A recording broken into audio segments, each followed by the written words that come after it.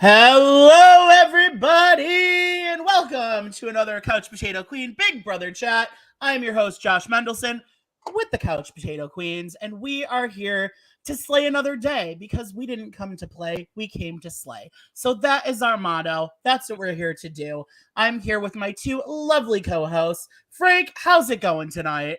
I'm okay. I'm excited for our special guest tonight, and let's do it.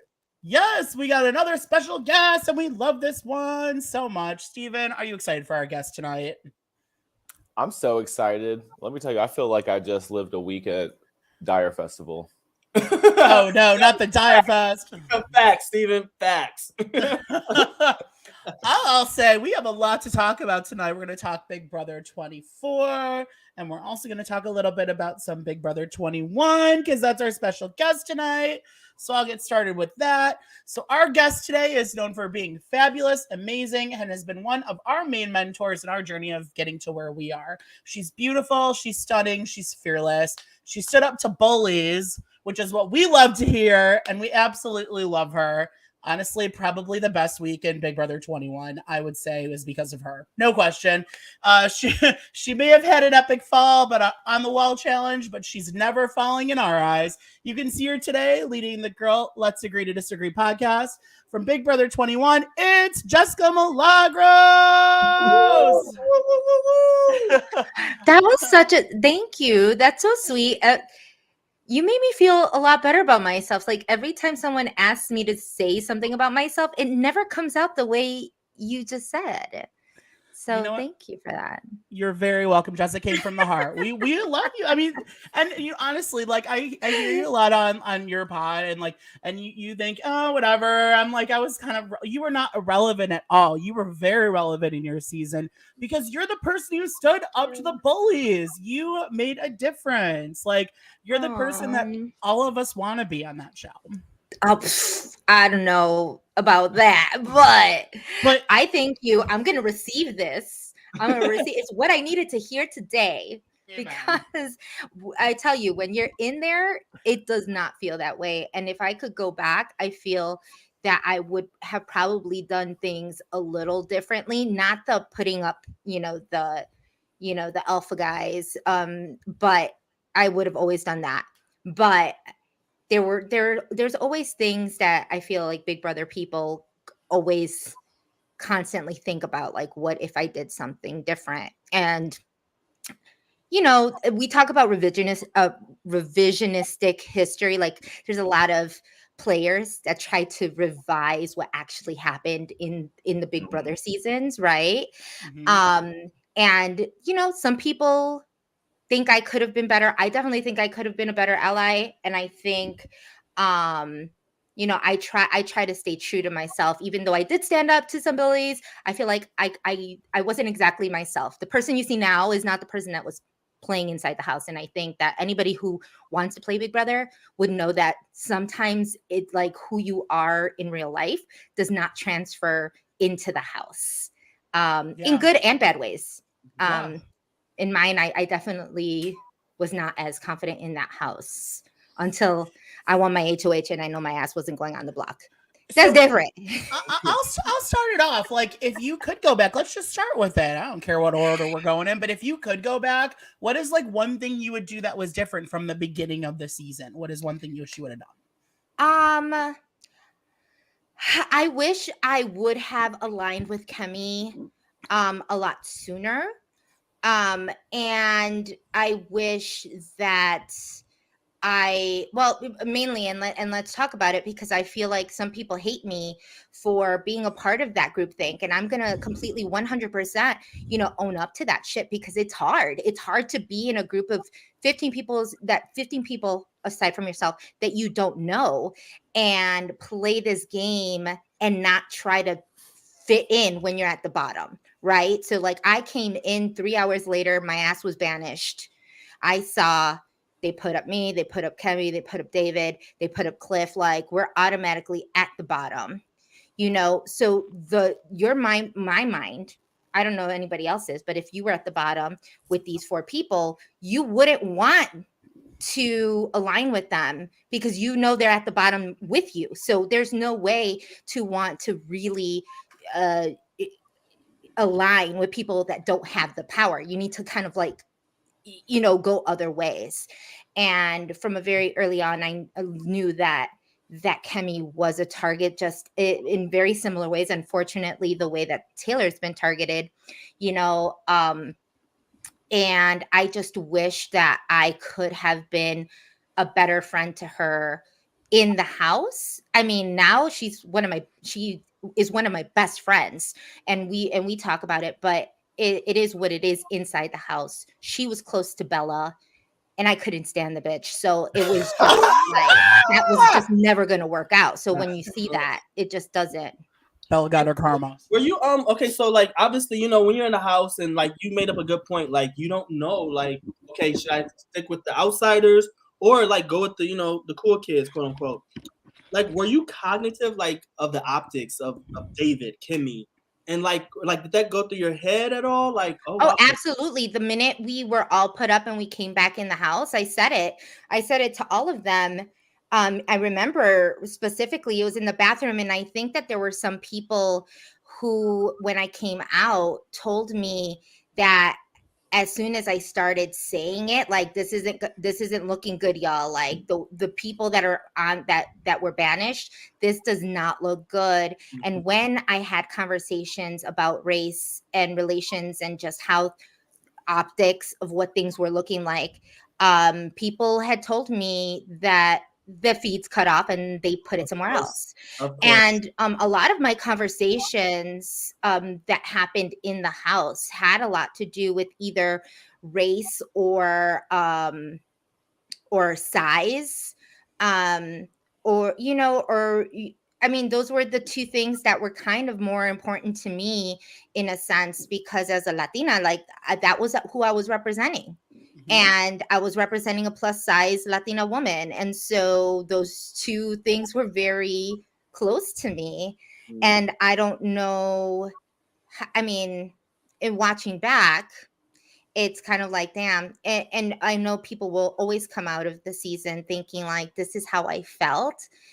And damn, I was right about this. I really wish I would have stuck to my intuition. But my intuition also told me to put Jack and Jackson on the block, and thankfully I was able to do that. So that is one of my favorite Big Brother screen grabs, screen caps. You in front of that memory wall with those faces. Oh my God. I think everyone loved it, but just like, even when you were cast, like as a plus size gay male, like I looked up to you then because I was like, oh my God, they put this gorgeous woman on the show who is plus size. Like, I'm like, oh my God, I can apply for this show. Like, I think you did more for this show than for also the plus size community. Cause like, I always thought, okay, I'm plus size, they're never going to cast me for this show. They want all these fit people on it. Yeah. But like you, and even I know everyone's not a fan of him, but Big D as well. But like, yeah. Like, but plus, like for the plus size community though, it's shown that like they will cast someone who isn't a size 2 or 4, you know what I mean? And it's at least for me, it was really inspiring. And it was like, wow, Josh, you have a chance. You can do this. You don't have to be a size 0 to be on the show. And honestly, I think you slayed it. And so, like, you again gave us one of the best weeks of Big Brother ever with that revenge. It was great. Oh, it was everything. And now we have I mean, I believe 3 plus size people in the house right now. Terrence, Brittany, and Jasmine. Would you consider Terrence a plus size man? Oh yeah. Yeah. Oh yeah. Yeah. Yeah, I would. Yeah. Maybe as far as like reality TV goes, maybe. Yeah, I don't think when you see him, here's the thing. A lot of people didn't believe when I said that I was the first plus size contestant on a regular season of Big Brother, because they said something like Sam was plus size and Elena Davies was plus size. And I'm like, where you get it? Because the thing is that we do look a little bit bigger on it's TV. So you do look a little bit bigger.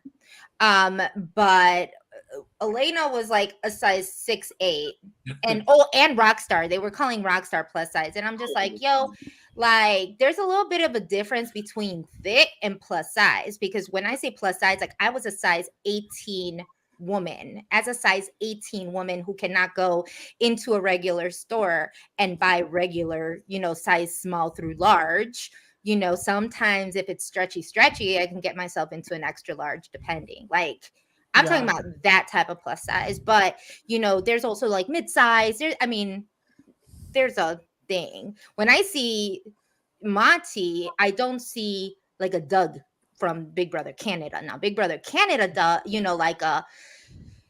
he's a plus size, man, like 300 pounds. I don't know if like Big D is a plus size man.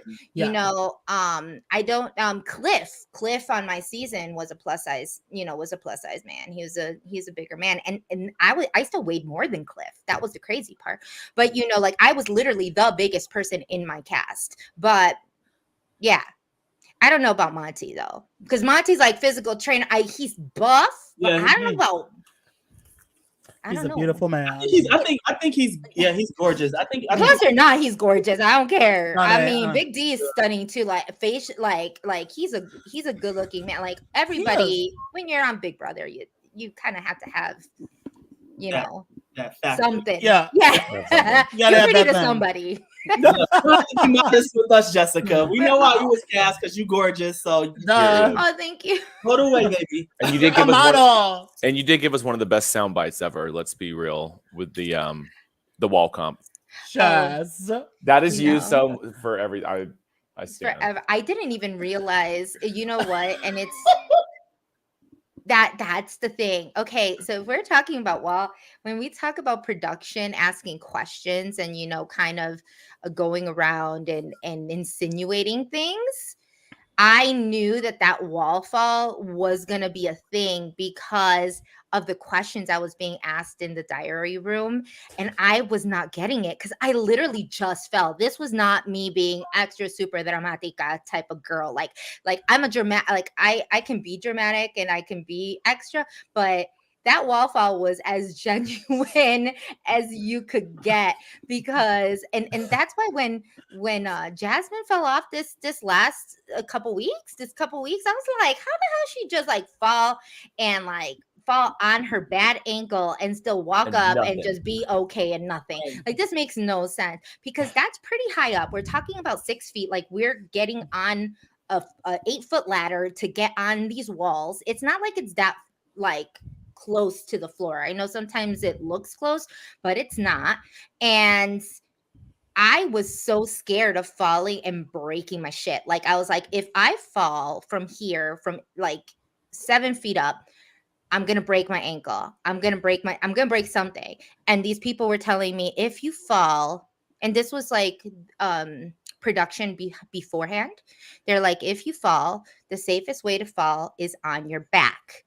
But shit, I'm falling from the front. So like, where the hell, if I'm like, falling, and then that's why I did the twist, and then it looked like I was holding my nose, like I was like jumping in a pool, and production was asking me all these questions, like, why did you pinch your nose, and why did you do this, that, and the other? And I was like, I didn't do that. Like I was literally trying to turn, and I just did something like this, and it's a mess. And so I knew that was gonna be. I was like, oh, they asked me enough questions about that. I'm pretty sure that's going to be the moment, what they're going to post in the beginning of after the recap of the day, after the day, the week before recap. I was that was your moment. That was definitely your moment. It was amazing.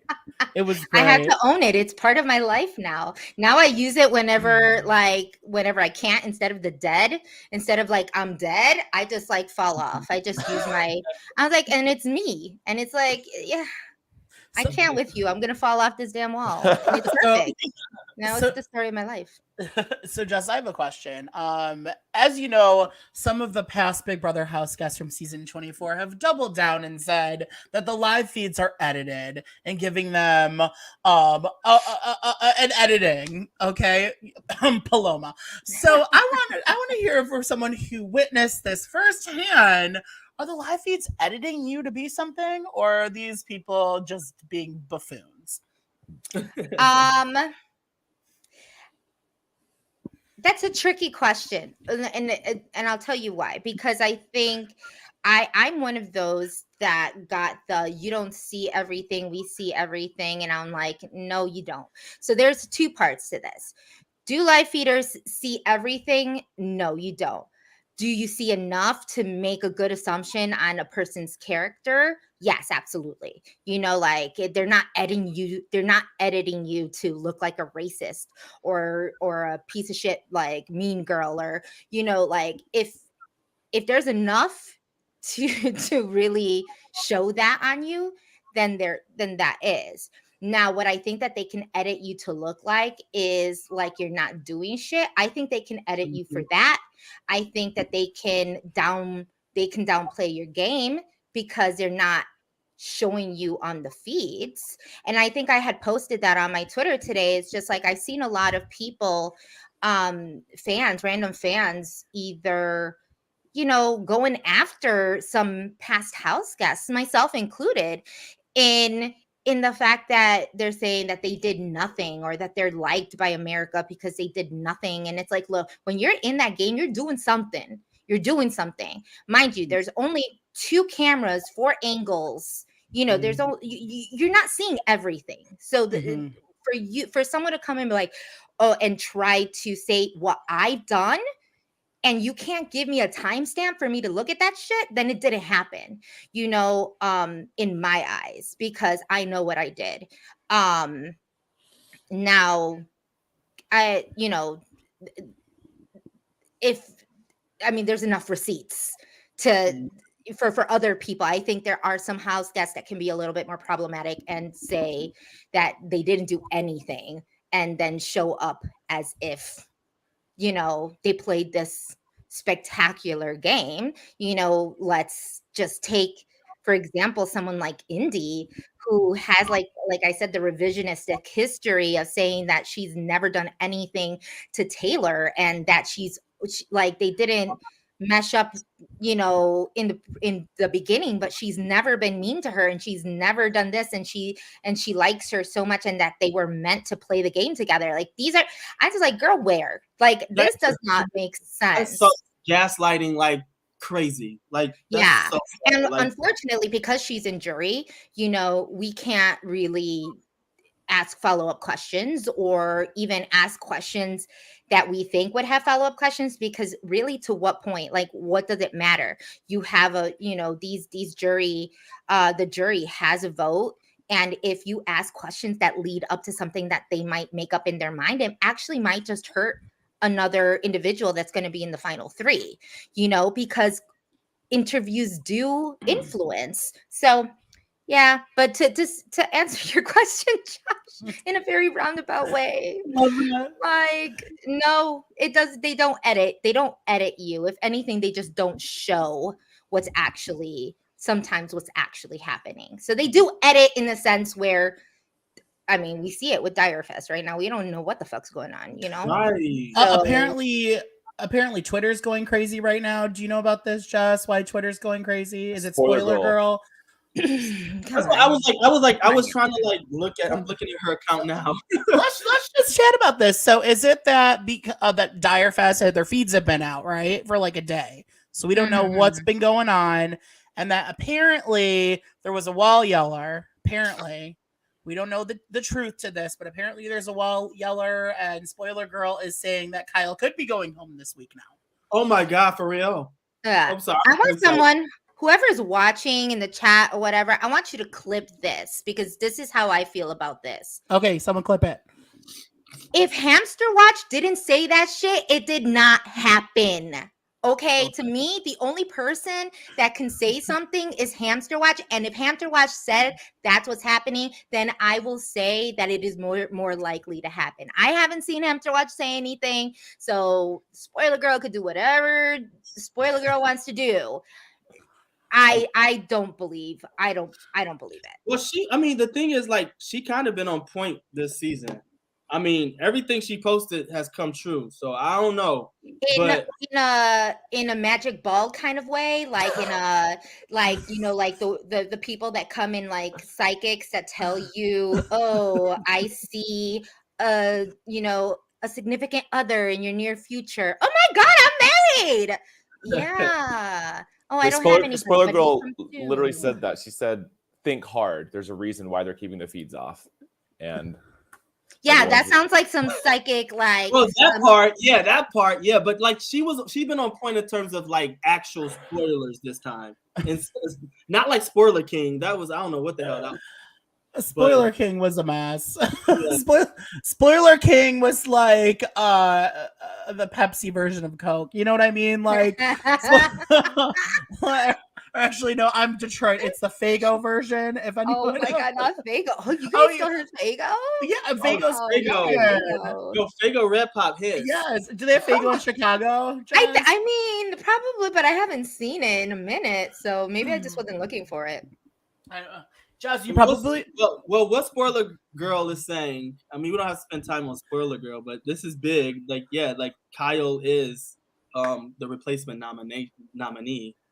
So I guess we'll find out soon. But I mean, but it definitely could happen. It would make sense. I could see something like that happening if Terrence really wanted to cover his tracks and, take one, be good with Turner and keep up the, the optics. And so, you know what? I feel like this season, the word optics is like my season's grateful. Oh, like, yes. Optics. I'm so grateful. The optics. I did, like, every time I say optics is just, yeah. So just wait, from your original season, who are you still like friends with from season 21? I am. Wait, define the word friends. Who do you talk to on a regular basis from your season? Kemi. Not Kat? Kat and I wouldn't consider it a regular basis. Yeah. We do have each other on speed dial if we needed to. Yeah. I still, I do consider her a friend. Yeah. We talk mostly now because she does have her podcast. Yeah. So we kind of compare notes and make sure that we're not stepping on each other's toes, but not asking the same things. So things don't, I'm one that, like, I want everybody to get a different interview and not me ask the same questions that everybody else is. So I ask people, like, what are you asking? So I know not to ask that question. I need to come up with something a little better or different, so that's how, like, Kat and I, but Kat's also very insanely busy with, like, she does a lot. And Ovi. That's who those are the three that I would say I'm the most consistent with. I haven't seen anybody since Hearts of Reality last year, December. And at that point, I talked to Cliff and Nicole, and that's it. Aside from that, Cliff and Nicole, and everybody else is just kind of trash. I mean, you said it. I didn't say it. I'm talking to Frank.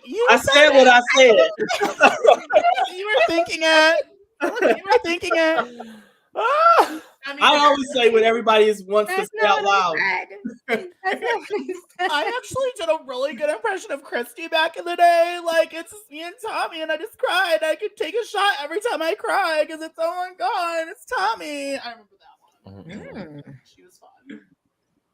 I mean, I can't even, if we were going in order of everything, I feel like Christy would be right dab in the middle, probably under Cliff and Nicole, and then it would be like Christy, and then I don't talk to, aside from Christy. And Holly. Let me fix Holly that. Beth, 24. Holly Beth. I actually have more of an back and forth with Holly than I do Christy. So I'll put Holly and then Christy, and then nobody else from. That's all that matters, though. No Tommy. Don't talk to Tommy too much. I feel like they're clout chasers, first of all, but I feel like it's like, how can you just like I give you so much like props and kudos for dealing with that season. It was so toxic. And I'm gonna be honest, I stopped watching after I believe after like your HOH. Like I think who won Head of Household next? Was it after yours? I can't. That's how disconnected. Like once it was just so hard to watch, but to live it. Like I give you so much. Like, oh my god, I can only imagine the energy in that house. It is wild. You know, one of them, and I say this like as soon as Azah got out, and you know, Azah from season 23 from last year made final 3. The minute that she came in, you know, I know that she's kind of been pegged. There have been some thoughts from house guests of like the way she played her game. But I automatically knew that what was going on when she came in the house was the energy. And like, because you could tell like Azah from now, like if you were to meet Azah, very, very different person than Azah inside the house. Because she literally like introvert, like she closed down, and you can see like from just the look on her face and how she was over it, and like she didn't want, it looked like she almost like didn't want to engage with people. And I didn't blame her. Like I totally understood just by looking at her what was going on. It's a massive amount of energy that you have to play this game, even if it looks like you're doing nothing, because I do a lot of shit like on a regular basis, and to do nothing in that house actually took a lot for me, because I couldn't talk back to people, because I couldn't say the things I needed to say, because I was trying to be very mindful, not just of like how I was being viewed, but how I was being portrayed as well, because there were some weird things that were happening that made it feel like they were trying to portray me a certain way, kind of that stereotypical type of way, the sassy Latina, oh no you didn't, with this is not going to happen. And like there were a lot of things that were thrown my way where I could have had those situations, and I just was very mindful of that. But that's not you at all though. Like you're not that at all. Yeah, I kind of am. I'm a little bit of a petty bitch. No, but you're actually I love that in there. A little bit. No, but they're like, but you, yes, you speak your mind, but you do it in a way, Jess, that's like, I don't know, you do it in a way that it's like, it isn't like, you're not, you do it in a way that's like a mature manner, and it's different, and that's what I would say. I don't think you're like, if they're trying to get you to, they were trying to get you to be like that, I don't think that's genuine to who you are though. Like you speak your mind, but not like that. Like, I mean, when I came out of the house, I had a few people tell me that I belonged on Bad Girls Club. And that to me was a straight, first of all, I mean, I should have called their asses racist, because I was like, why I gotta be on Bad Girls Club? Like, what does that even mean? At like, least Real Housewives of like Chicago. At least a housewife. There you go. But it was a very I feel like it was a very stereotypical thing, because I can be loud and passionate and say how I feel. And because I'm loud and outspoken, and I mean, there were some things in my HOH that I said, and I stick with that shit, you know. I will say, like, I wanted to see all of them scatter like cockroaches. Fuck yeah. You know, I wouldn't say that when I wasn't like in power. Like, hell no. Like, I ain't gonna say anything that's gonna make you want to put me on the block, because I'm already a block magnet. Okay, so can I say something random about your season? Well, actually, first, Steven, do you have a question? Like, I feel like, do you have a question really quick about what's going on? I do. Okay. What would you say so far is worse as far as, I don't know, the public's eye, Jackson from your season or Kyle from this season? Ooh. Oh, so crazy, right? It's just optics. It's just different optics, really. I don't, to be quite honest, I don't know, because I lived with the man, and I think it's weird because Kyle, like he wanted at some point wanted to work, like he's okay with working, you know, with the people of color in the house, with the black house guests. Like he's had various alliances, and he's also like, I mean, he's in alliance, he's basically in an alliance with all of the people of color for the most part. He's had an alliance with everybody, you know. So that wasn't necessarily the case with Mickey. You know, I think I'm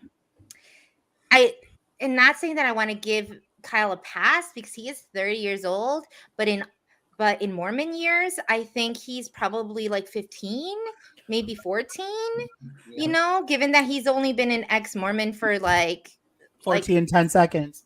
Yeah. Seconds.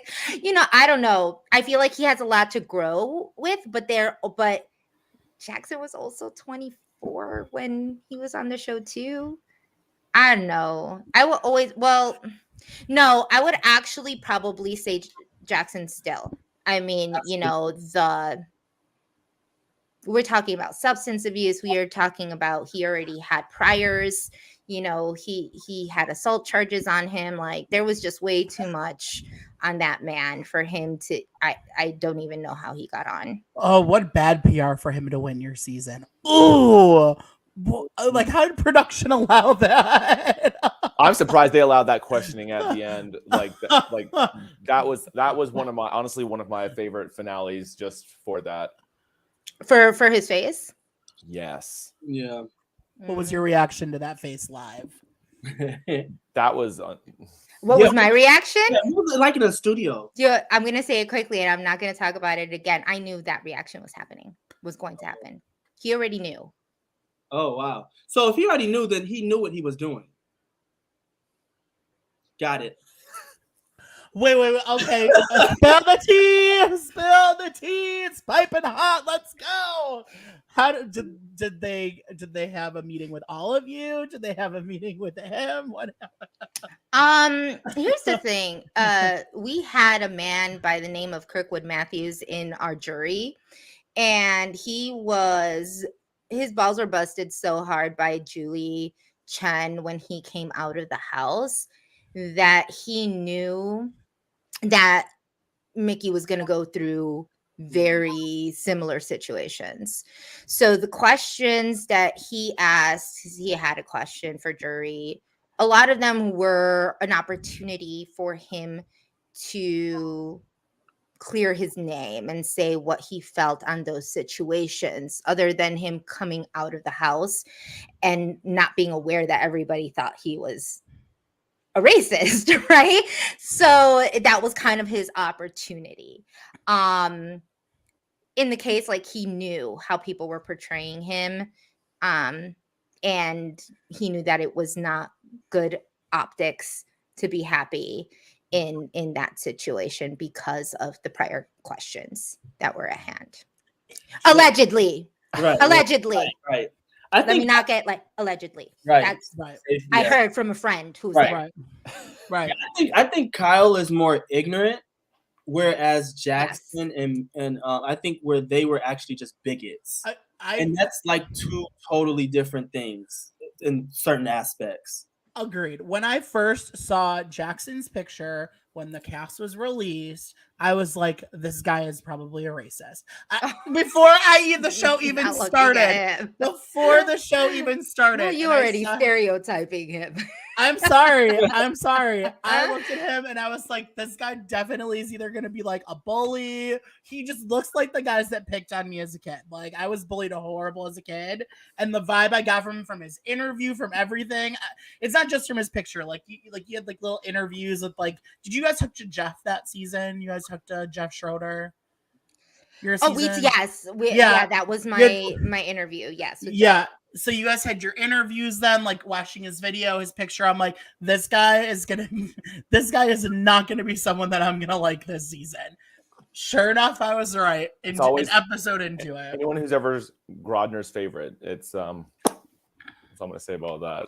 You can always tell. What do you think about Jessica? Like, what do you think about that? Do you think that because on Twitter there's like Grodner's favorite, and there's rigging and production manipulating. What are your thoughts on that? Do you think that's valid or no? You know what? I didn't think it was valid because I didn't get any of that, favoritism. But, at the same time, I was also chosen to be the person who went on The Bold and the Beautiful, aka for 24. They call it The Young and the Restless. No, it's the wrong show. You're talking about the wrong show. It is not The Young and the Restless. Obviously, you are not BB people. It's not The Young and the Restless. It was The Bold and the Beautiful.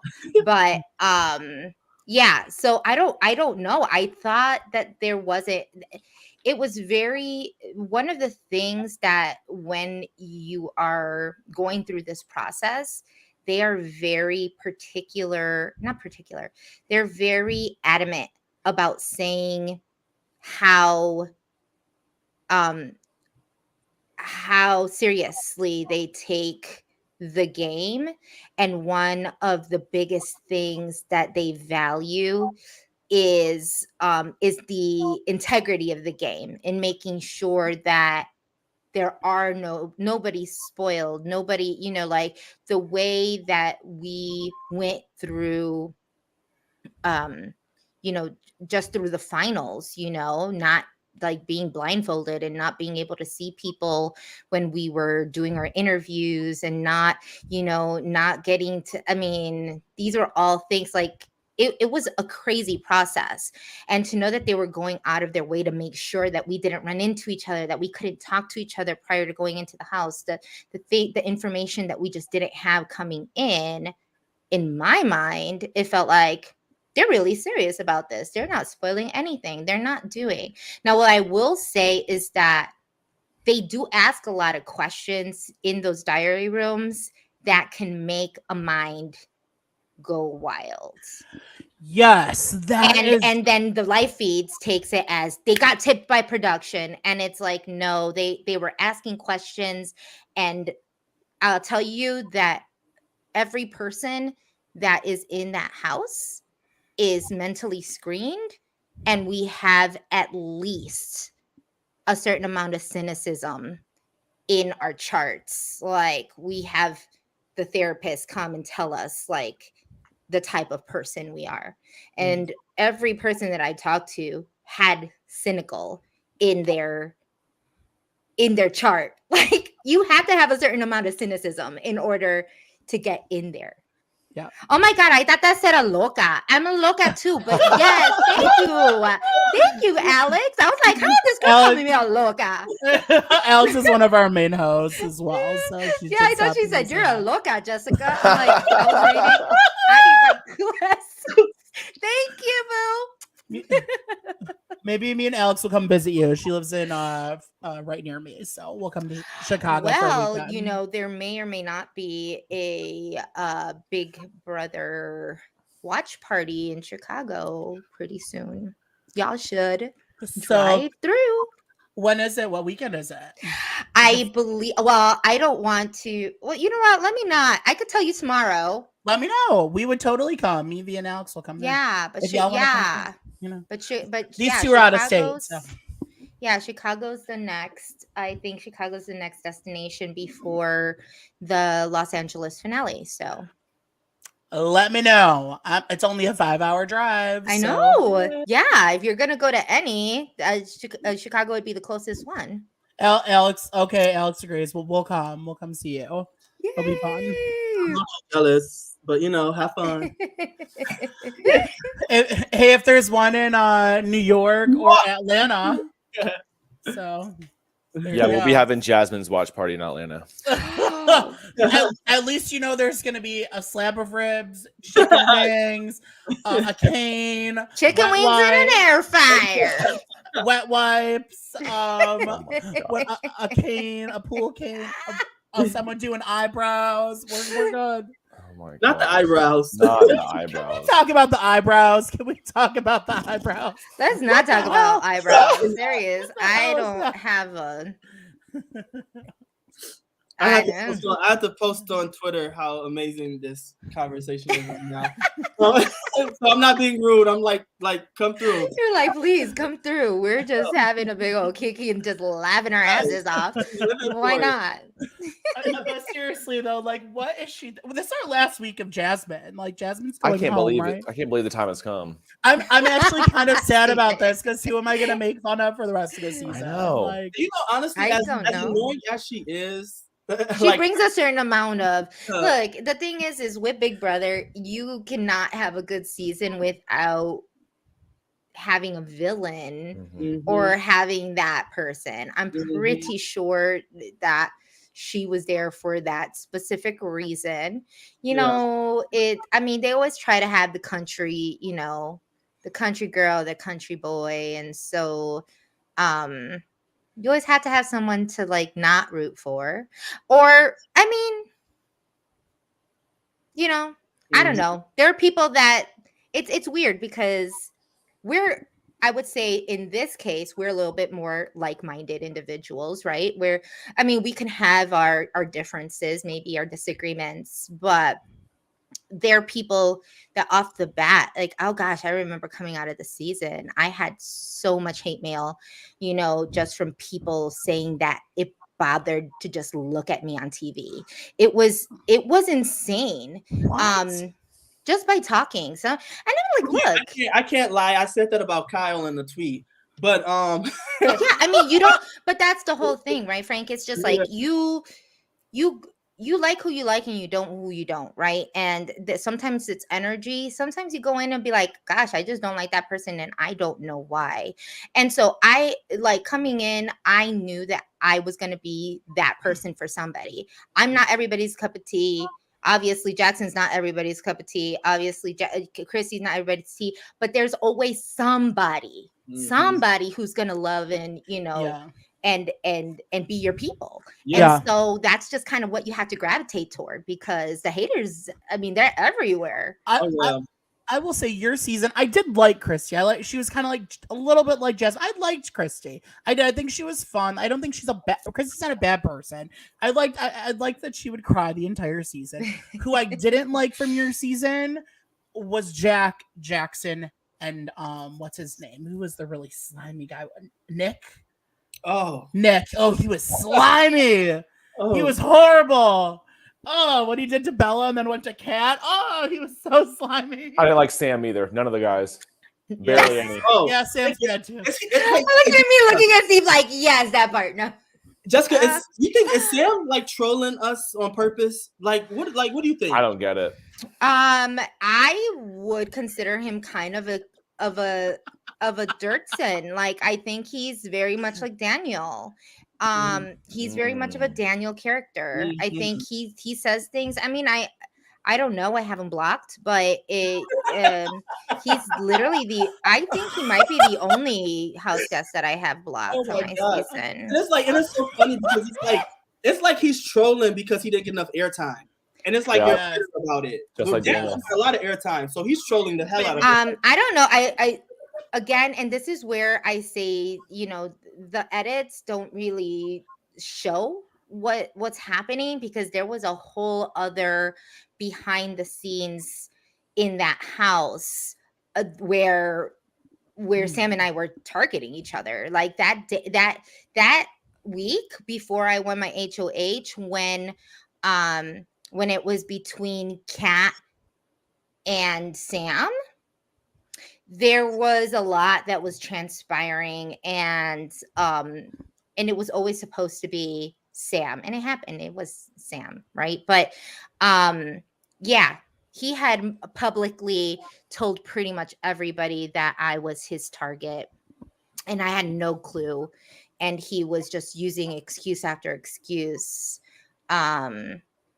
as to why I was his target. But you know, you can't win them all. And you don't want to win that one, so who cares about that one? Like, for real. It's like, what are you doing, bro? You're trying so hard to get attention, and like, whatever. Where was he on January 6th? Yeah, in the Capitol.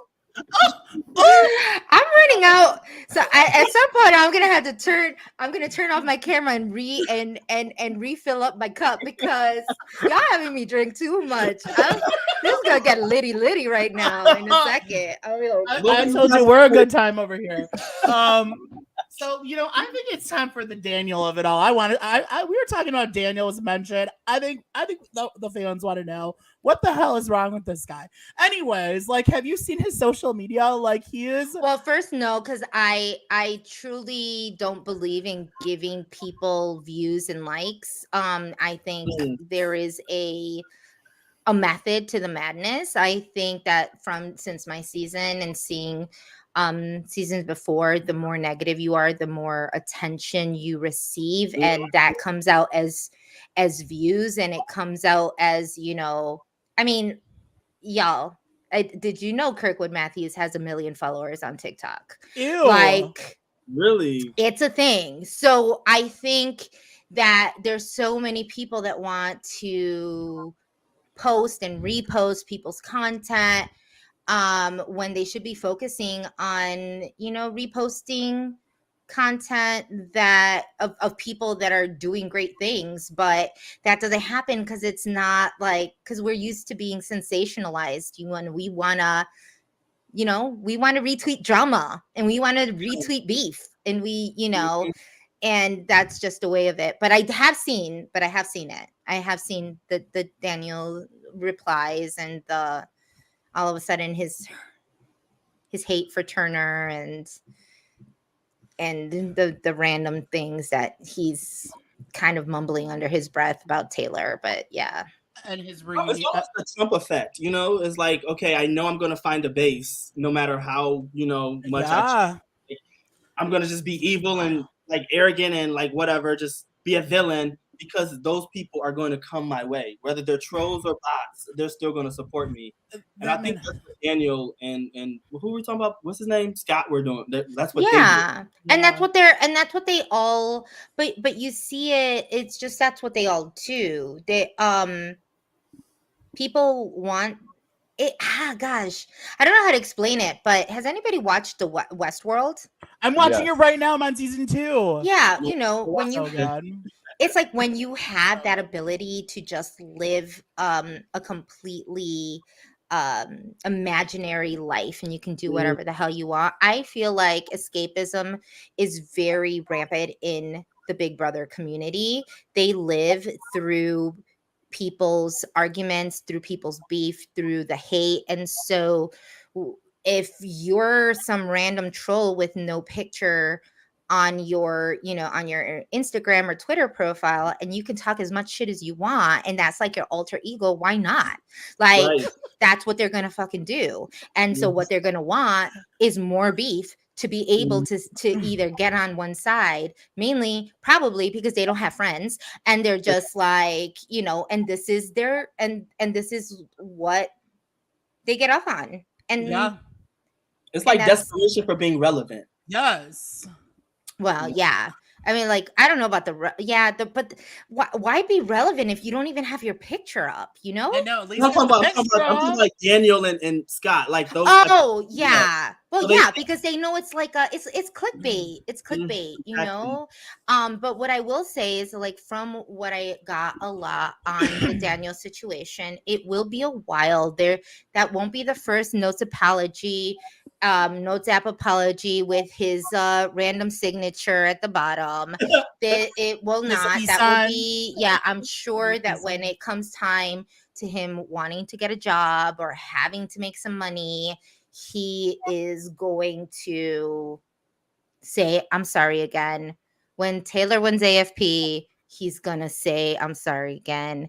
When Taylor wins, best reality show star, he's gonna want to be where he makes the most relevant. Do you think the damage is done with him? Like with Daniel? not an extra drag. I'm sorry. Does it sound like I'm dragging folks? No, I feel like no, I'm no. just being love honest. I love it. Like, I love it. I Keep feel it like going. I feel like this is just fact. I mean, if someone wants to come and tell me and give me receipts of something different, I am all ears. I swear. I am a very equal opportunity dragger, you know? and And some nobody people deserve says. to be dragged. Like, hello, like drag away. The fuck? You know who deserves? I will list you Big Brother past house guests that deserve to get dragged. Oh. We got Aaron Grease. We got Gina Marie. Those two deserve to get dragged. You get Nicole Franzel just because she's Nicole Franzel and it's Nicole Franzel. You got you got Christmas. You got Memphis. You have half of your cast. If Half not of my more. cats just throw them all in. And half of Big Brother 24. There you go. There it is. Am I missing anyone? Damn, no, you There pretty you much got them. Yeah. Jessica, Aaron Grease. how's David? He is so cute to me. So fucking cute. David, you know what? Like David and I. Oh wait, I forgot. I'm my bad. He was on You my can got season. David. Yeah, I know. I am bad. It's the liquor, y'all. It's not. I do really love him. Because when we were talking about people that I talk to, I also keep in touch with David. And there was one point where I didn't keep in touch with David, but that was Nick's fault. And that, like, again, to me, it was.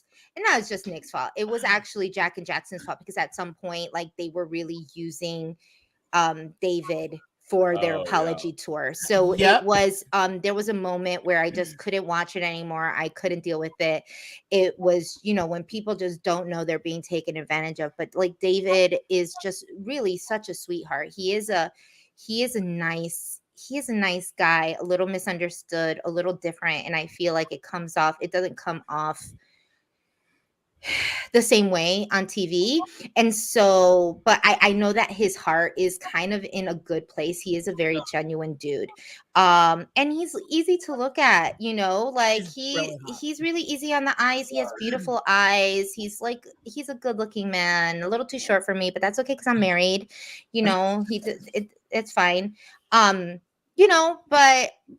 I do appreciate the growth that David has done in the past 3 years. And I mean, he's doing something right. He got on, he was on my season, and from the hour and a half he was on, he went on to BB 22. He went on the All-Star season. And then it wasn't All-Stars, it was those that said yes. That's what it technically. but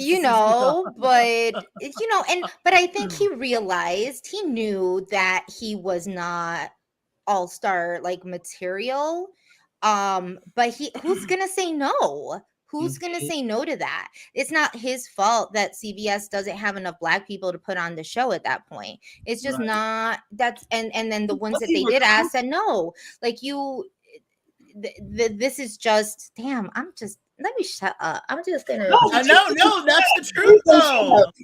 That's the tea. It's like they drag him so much, and it was like he didn't really know what he was doing because I don't think he's watched the show before. And it's like, why you drag? Like, he literally seems like a nice guy, and they think I'm crazy. Yeah. They asked me what's my Big Brother crush, and this David, he is fine as fuck. I'll never take that away from him. You know what? Like, I feel like a lot of individuals in the Big Brother world, they are good looking people. My Big Brother crush I met in person, and that is Kylan.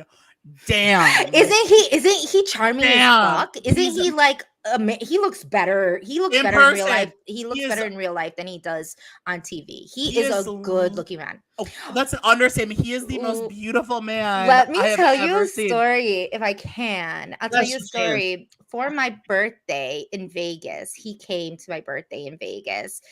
My birthday was in October. He had just left the house. So I had never met him. We had just one interview because I did my exit interviews with him. And I said, like, I invited all of BB23. I was like, I'm going to be in LA. I'm going to be in Vegas. You all are going to be in LA still. So if you want to come and hang out, I'll be with James Ryan. We're going to hang out for my birthday. Kylan came out. And when I tell you, my sister was there. My sister's a married woman. All my best friends were married women. And when they saw Kylan, when I say like, there was a part where for my birthday, we had bottle service and there was like confetti that blew out. And Kylan went like this to my sister. And she's like, at that moment, I thought I saw God. And I was like, but what was he doing that he was doing this? And she's like, he was taking a piece of confetti out of my hair. It's like, and it was like with so slow motion. Kylan has like, he has the it like that. I don't know what it is. I'm a married woman, by the way. And my I am not a married woman. My husband was even like, that's a good looking man. I was like, yes, he's a very good looking man. I know everyone was crushing over Xavier on 23, but I'll tell you, Kylan Xavier just the same. Like did you meet? Have you met Xavier in person? No, he has no, but I got some tea, but I'll tell you after the recording. Yeah, but he's the same. Like when I tell you the energy, like we see it on our TV. But when you meet someone in real life, the energy, it's either like, oh my God, I know exactly why I fell in love with you, or it'd be like, bitch, this is exactly why I don't like you. Like it's that quite opposite. It's just it's crazy. Xavier posted a thirst trap recently. Yes. And it was I was not looking. First of all, I was not looking for that. I was sent that message. Look at his Instagram, y'all. And I said, look, I mean, I'd be in the bed with him. I'll join him in the bed. What was it? Something like an oops of some sort. Is that what it started with? I don't even know. If someone this is yes, mama. Wait, hold on, wait. Said, oops. Okay. Come on, Xavier in the bed with no clothes on. Let's go. Death drop. Whoa. Yes. I mean, Xavier is he's a very charming man. He's a very sweet and charming man. Like I understood when I met him in person and when I had conversations with him, I understood then why he made it to where he was at, how he made it all the way through. Because okay, I gotta know Jack and Grinder, y'all. I'll talk to y'all later. I know, right? Yes, Julie follows you. I'm sorry. Her cross necklace just broke. Looking at that, looking at that picture, she said, "Let me go. I need to pray." Julie probably an undercover freak. She was liking it. Low-key. You know? Let's be real. Julie's passing out that Bible. You got it. She's gonna tell her husband, Jesus told me to like it. She said, I think like she probably sent him a Bible. She's like, did the Bible teach you nothing? Did she send you a Bible? I was probably what drove her to Jesus. Not me, but our season. Just drove her to Jesus, everybody. They're gonna be out of context. No, I'm sure that our season is what led her to Jesus. I'm sure, but you know, it happened right after. It happened right after. If only like you would have gotten that. Okay, let's play. That's my friend trying to keep. I'm like, why don't you just walk past? Is that whatever? That's Gio. Is it Gio? Hi, Gio. Love him. Say hi. Hi. You want to say hi? Good. No, you don't want to say hi. Okay. Okay, Jess, did you ever see this moment on Big Brother when Julie confronted Aaron Grease? Did you ever see this? Oh my gosh, that was such a long time ago. But yes, but that's the revision. The I don't remember. I don't remember saying those things. I don't remember saying those things. Well, let's quote these things back. But that's exactly, and that, I mean, not to say, but that's exactly how I plan, or if I do get Indy back on my show, like really want to just read all the comments out loud, because it's exactly what I tried to do to Daniel on his at his exit interview, because I knew, but I don't know. People are just not going to remember. I mean, I sometimes don't remember the things that I said in the house. With Indy, and I don't want to even this is not me covering up for her or excusing her for her behavior, but a lot of the things that she said and in the context that she said it just sounded very dramatic Latina to me. And so it was very, this I'm gonna pour hot soup on her. Yeah. It was not in as a malicious way that people are making it sound, but Is that it is kind of not a phrase, because she's Brazilian, so she speaks Portuguese, not Spanish, but there are certain things where, especially in Brazil as well, and that I know they're very I don't know how to say it. I don't know how to say it in English, but it's kind of more like they're very bold, to say the least. Like, and sometimes the things that they say are over dramatized, kind of very similar to say, oh my God, if that happens, I think I'll kill myself. I'll slip my wrists or something like that. It's kind of in those contexts. Like a telenovela. Like a very telenovela. Exactly. Very telenovela. And she's like, the thing is like her language barrier, it was very significant. It's not just her having a heavy accent, it's definitely at that point in time, like the phrases no longer translate. Mm-hmm. Yes, yeah. I believe like why, it's kind of I don't know. You can correct me if I'm wrong. It's kind of like, okay, with Black people, it's like, okay, if somebody's doing something wrong, it's another person, like, I'll say, okay, go get the switch, because like you're gonna get a whooping or something. Yeah, like go get the belt, or like if we play around like that all the time, you don't mean it. You don't exactly. It's like I'm not gonna. If you don't give this to me, I'm about to beat the shit out of you. Like it. Mm-hmm. I don't know. It's a cultural thing. That's all I had to say. Yeah. I don't know how to explain it. Mm-hmm. So while I understand why people were upset, to me, I understood the cultural reference, and I would never stick my neck out for her like that. No, but but I would not. I'd be like, oh, she fucked up. Okay. Right. The next. That's good to clear that up though, because it's like BB Twitter, they're so sensitive, and I love some of you guys that are watching, but they're so ridiculous. They take everything so literal to the point where it's like you're about to like cancel this person over a figure of speech. Well, and no, I totally get you. There was something that I had posted on my on the Girl Let's Agree to Disagree page, and it was basically like, what would you say? Like, what would you say if you were the wall yeller? If you could be the wall yeller, what would you say, and how would you say it? Like, what would it be through a speaker? Would it be, via drone? Like, whatever.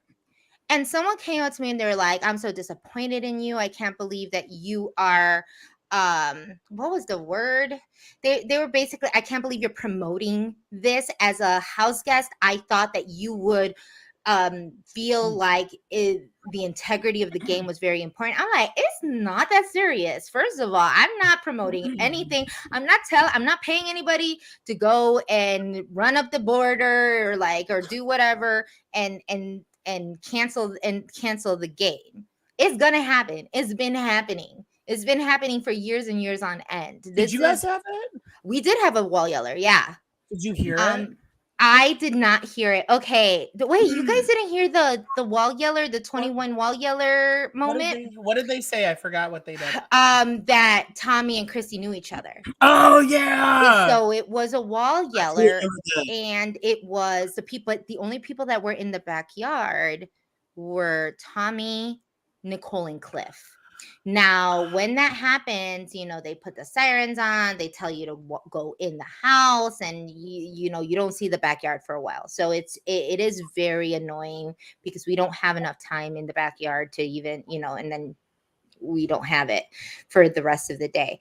But I remember that Cliff was very, very upset because, yes, integrity wise, like you're kind of messing up the game for us because he didn't want to cheat. He did. So he chose not to pay attention. Him and Nicole decided not to pay attention to that wall yell, and he didn't tell any of us. We didn't find out until we went into jury what was actually said.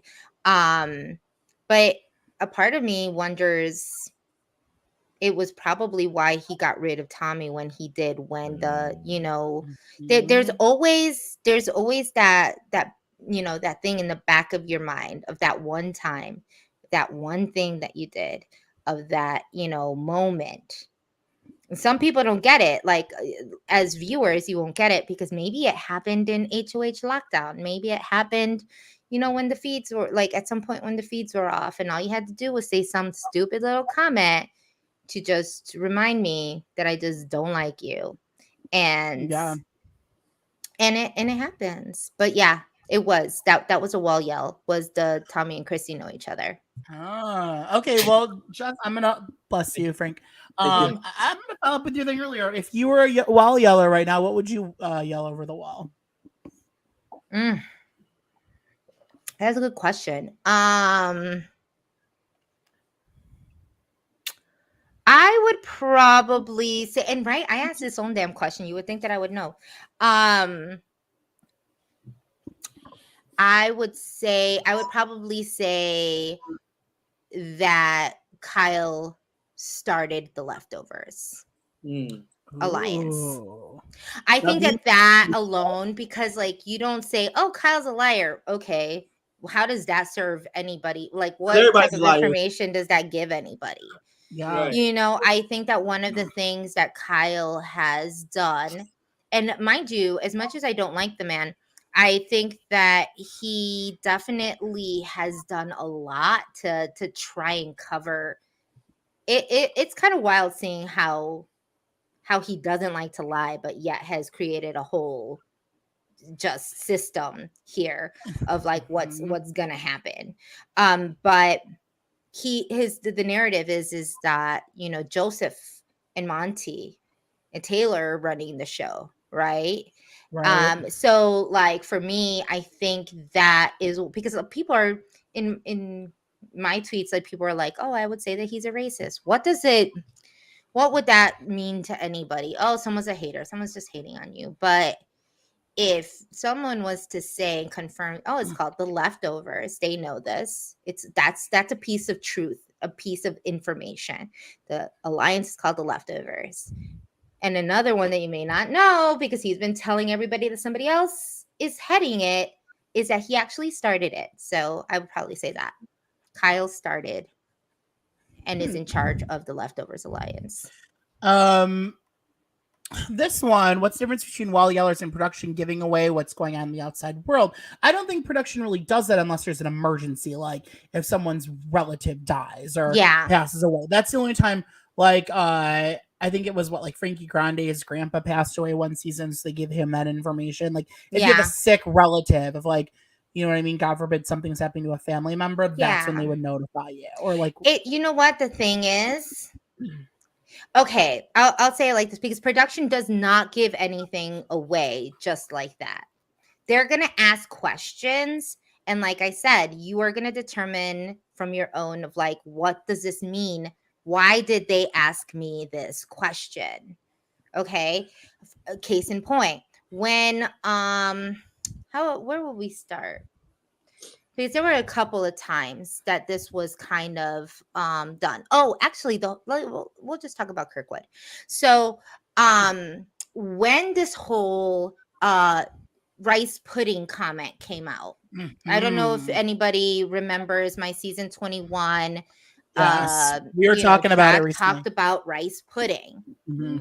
Okay, there was a group and people were talking about slop, and it's like the proof is in the slop pudding.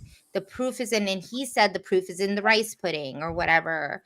And then all of a sudden, Twitter went wild. They called him racist. They said yada, yada, yada, yada.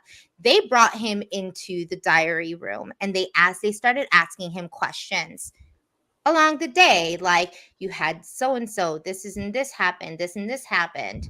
And they're like, oh yeah, and then you were in the outside, tell us about the outside conversations that you were having. And he was like, okay, like with who? And it's like, oh, so and so and so and so were there, and you were talking about rice pudding. What did you mean by that? And then they'll start asking, and he'd be like, I don't know, we were just talking about like slop. But what was the rice in reference of? Because you were talking about Bella. So what was the right? And like they'll keep on saying something like that. And so if you keep on, because they're trying to get answers, mind you, they're trying to get answers. So they come out and they'll be like, yo, I think they think that something's going on, and someone can come out and be like, yo, they asked me about this question and they were just so intent on understanding my relationship with so and so and so and so. This doesn't make sense. Like, why would they drill so hard? Like, I would go into the diary room and they're like, do you remember that that time that Jackson came out of the bathroom with a cucumber in his mouth, but he was like using the bathroom? Do you remember that? Because you looked a little disgusted. And I was like, huh? I don't know. Oh, I mean, yeah, he does that all the time. I mean, it is what it is. But what do you feel about that? How do you feel that like, do you think it's sanitary to have like a cucumber in your mouth while you're in the bathroom? Like, so these are the questions, like, just like any question, they're trying to dig in. They're trying to dig in deeper. They're trying to get, like, it's not a tip off by any means. That's their job. Yeah, that's their job. Their job is to understand. They're watching the feeds just like y'all. They're watching the feeds. They don't know. If nobody's talking to the feeds and say, this is how I feel, they're going to ask 101 questions as to which one's the truth. Who don't you like?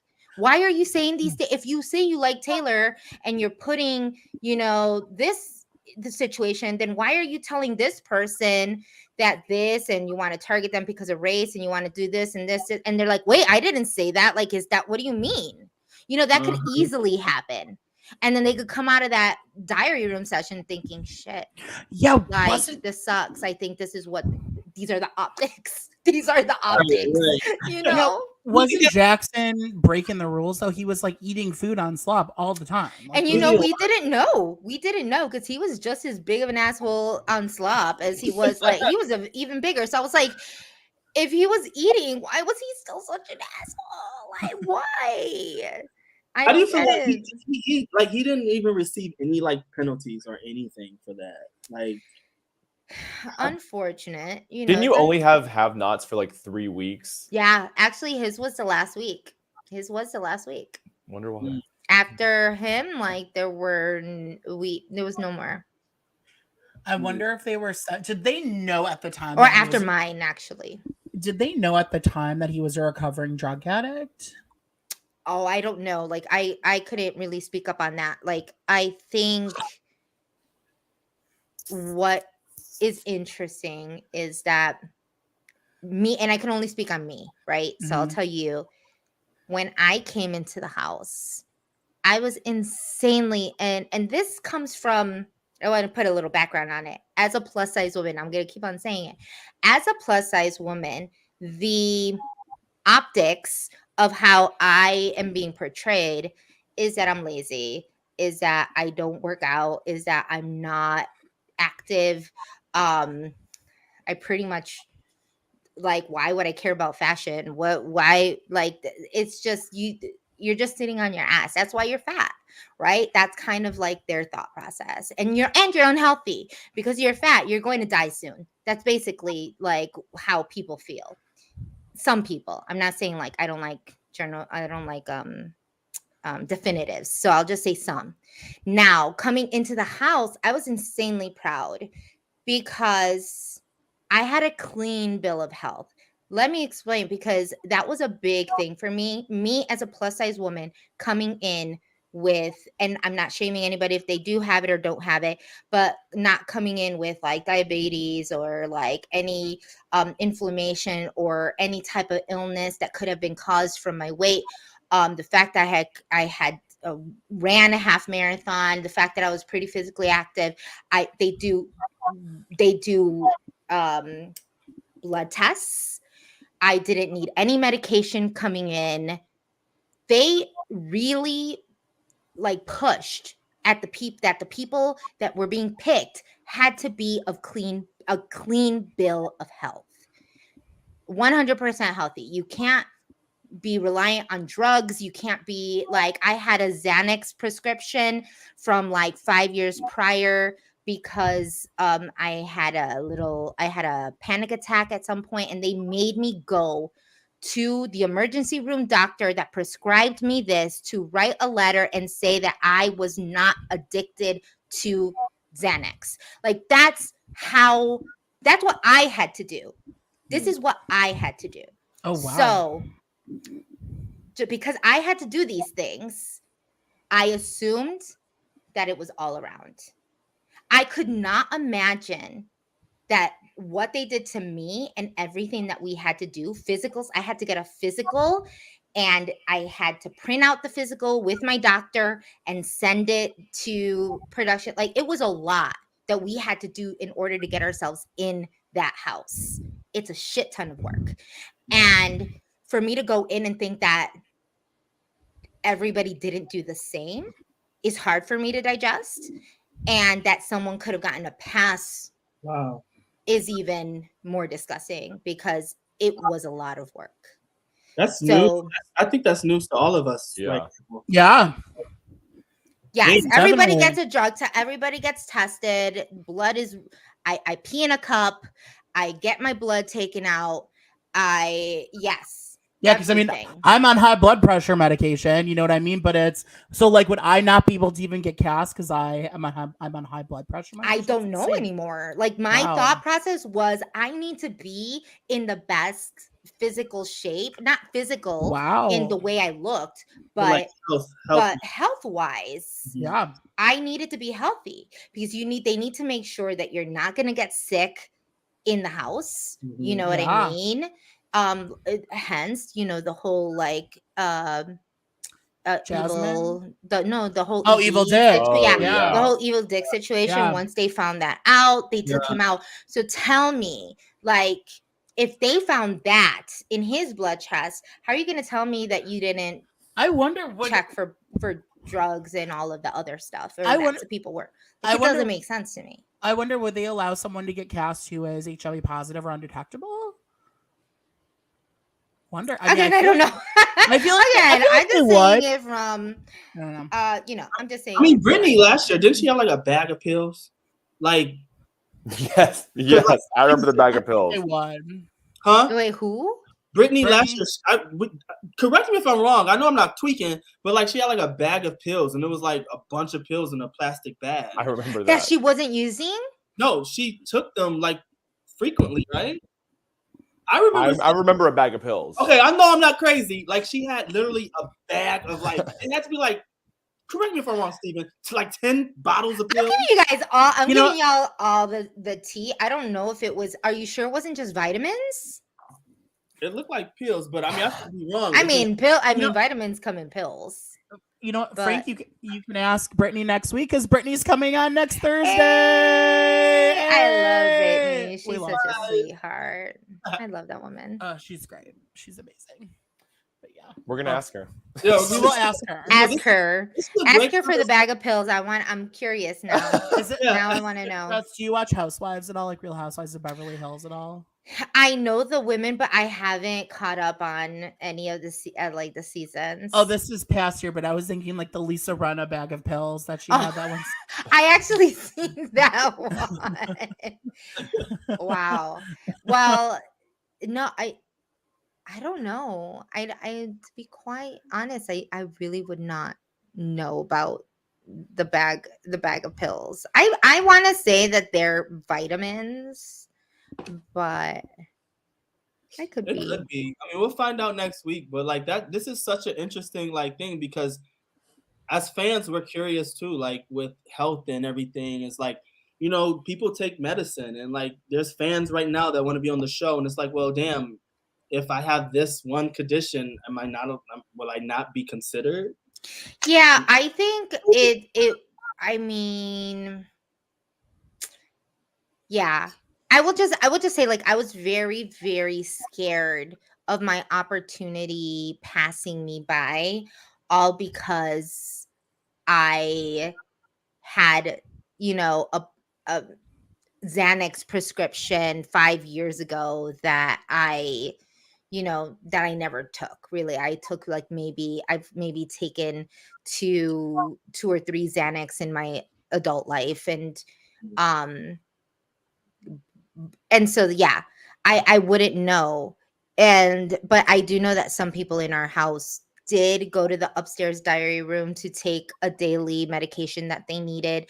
I think that if you need the medication, that you have to have a doctor's note of like why you need it, that you've taken it for a majority of your lifetime, and that it's not going to impede in the competitions. Because let's say, for example, someone who might be diabetic, and I'll keep on saying it, like if you're diabetic, more than likely I wouldn't see how you'd get over it, because it wouldn't be fair for you not to be on slop.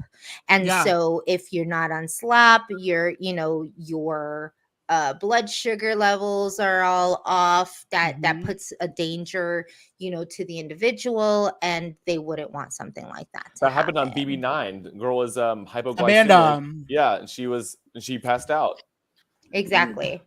So you have those situations. Yeah, Bean. Like, cause I take Adderall and Vyvanse and all that shit, and I'm like, come on, Vivian. I call it Vyvanse, Vivian.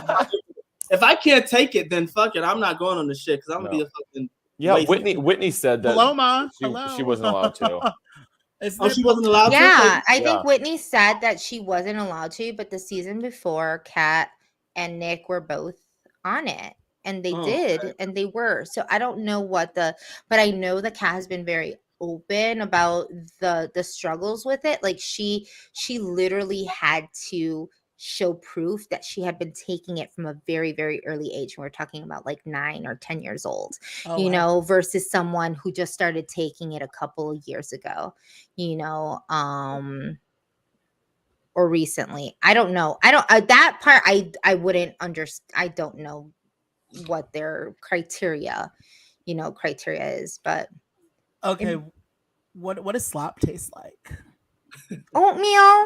It doesn't taste like anything. It's just like steel cut. It's literally steel cut oats. Ugh. So, but they give you all the stuff to put in it. So, I mean, you could put as much sugar as you want in it. You could put as much sugar and cinnamon. You could be eating oatmeal all day if you wanted to. The only thing is, because it's steel oats and it has protein powder in it, it's like steel cut oats, a protein powder, and something else. If you do not cook it long enough, it doesn't digest properly in your stomach, and then you'll have like what something like Sam did, or like I think the year before with Alyssa, where they're like throwing up and Nicole, Anthony during All Stars, where the slop was like really messing with her first week. Like you'll have situations when you don't cook it long enough, or it doesn't digest right in your body, and it just messes you up, but yeah, it doesn't really taste like anything. Yeah. It's more the texture. Yeah. You gotta season it, put your little spices on it. Oh, you can do that, right? You can like put like there's so many condiments that you can put in there. Yeah, give me some Lowry seasoning sauce. I wish they were that advanced. No, you have salt and you have pepper and you have paprika. Maybe garlic some powder? oregano. No. Oh, you have garlic powder? Gosh, I don't even remember. I think they need to kill slop at this point. Like there's no have-not competitions. Like I don't know. It's getting kind of played out. I think have-nots are gonna end soon. Let's bring back food competitions, y'all. I know that would be interesting. That would be something great to have. Bring it back. That was so much fun, and the food competitions are always fun. Yeah, and then like what we said, like Jordan says, you could be like Jasmine and suck out the pickle juice. Like you can eat as many pickles. You can eat as many pickles. You can eat as many olives. You can eat salsa. So we did you can use condiments. So we would make slop chips out of the mixture, and we would bake it. Ooh, that sounds and really and good. then we would just go to town with slap chips and salsa, and that was just Yo, what we did. D Bean is on one tonight. Like, you are cracking me up. Well, Frank, they don't know what Lowry Flowers is. I know Lowry's. I have Lowry's right in my. I'm running out of Lowry's. Shit. Okay, come on now. All right. Yeah, I don't think anybody in the house would know what Lowry's is, though. Right. That part. That's true. BB is correct. Right. All right, Jess, I kind of want to ask. I want to get some tea here because I don't know if this is. Oh, I haven't given you enough tea yet, Josh. I got Am I not more. talking I enough? keep it coming, honey. Woo! I keep that tea coming. Baby, trust me, ain't no tea in here, but you gave me enough tea. I feel like y'all know my whole life right now. You're applying to become a couch potato queen. You're already one. Though. Right? Okay, jury house. What Ooh. happened behind the scenes? Oh yeah, you had a hot jury house. And just let me know everything. Let's go. Oh my gosh, my jury house. Woo! That's a loaded question right there. One day I got evicted and went into a house full of 6 strangers. No, it was interesting. The jury house is one where you're going in and it almost feels like you're meeting them for the first time, right? Like Right. because you know them as the game version of themselves, and then you're coming in and you're like, okay, now I'm expecting to see the real you, like, and unfortunately everybody I was in the jury house was pretty much themselves the whole time. So like yeah, there wasn't a lot. Like, I think I came in, let's see, I was 7th place, but then I was the fifth juror. 5th? 11, 10, 9. Yeah, you're the 5th juror. I was the 5th juror. Wow. I was a 5th juror. So at that moment, I'm coming in. Jack was, I threw Jack, I was the reason Jack was there, right? So Jack had already been in there. Then it was Kat, then it was Sis, then it was Nick, and then it was myself. And it was very interesting.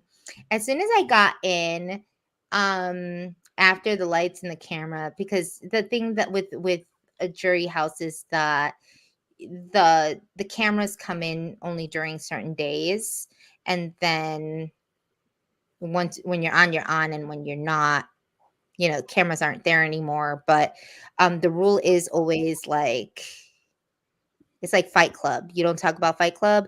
So it's just, with the jury, it's like, it's Big Brother, but you don't talk about Big Brother. So it's like, you cannot talk about Big Brother unless cameras aren't on.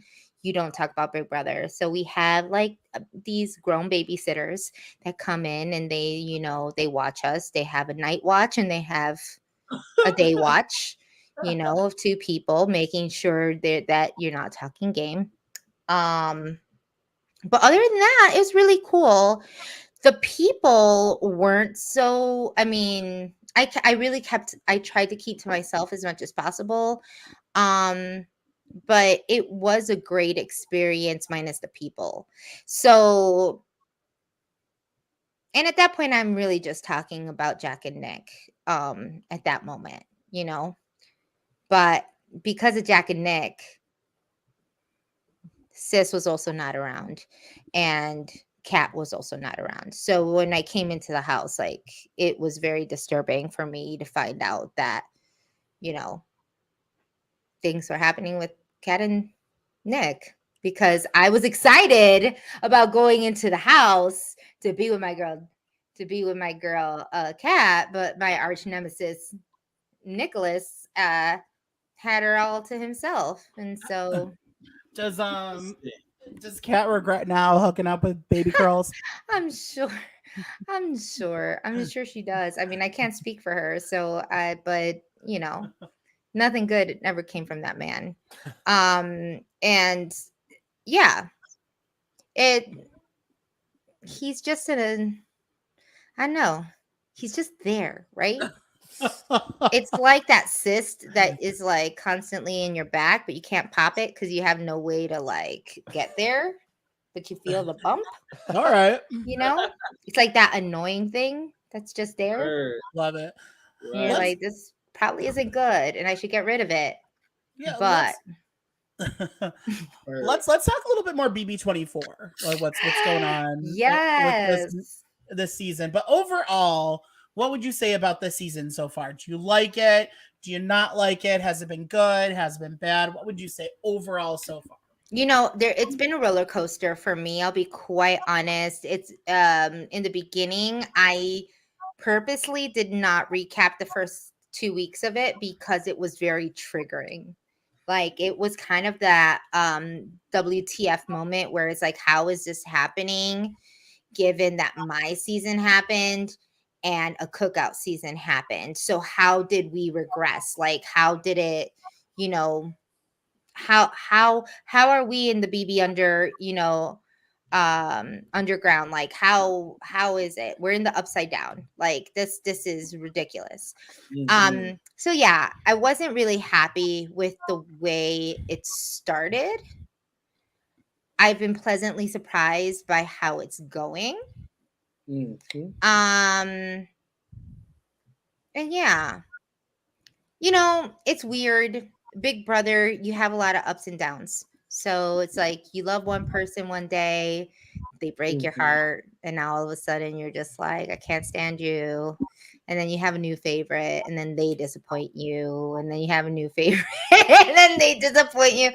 It's, you know, it's a constant disappointment. But So who is your who are you rooting for? Like who are you? Well, I mean, we can guess Taylor, but like yeah, and you know what? The thing is that Taylor,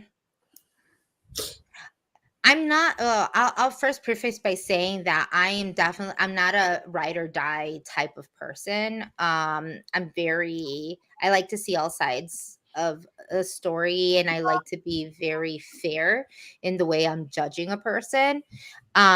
So at this point in time, I love Taylor. I think she deserves the world, and I hate what has happened to her. I don't necessarily think that she's playing the best game.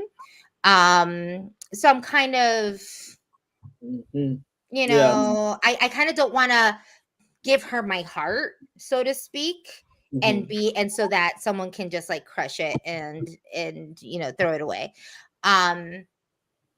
But you know, I will want to say between her and Turner, are two of kind of like my favorites in terms of how they're kind of managing the game.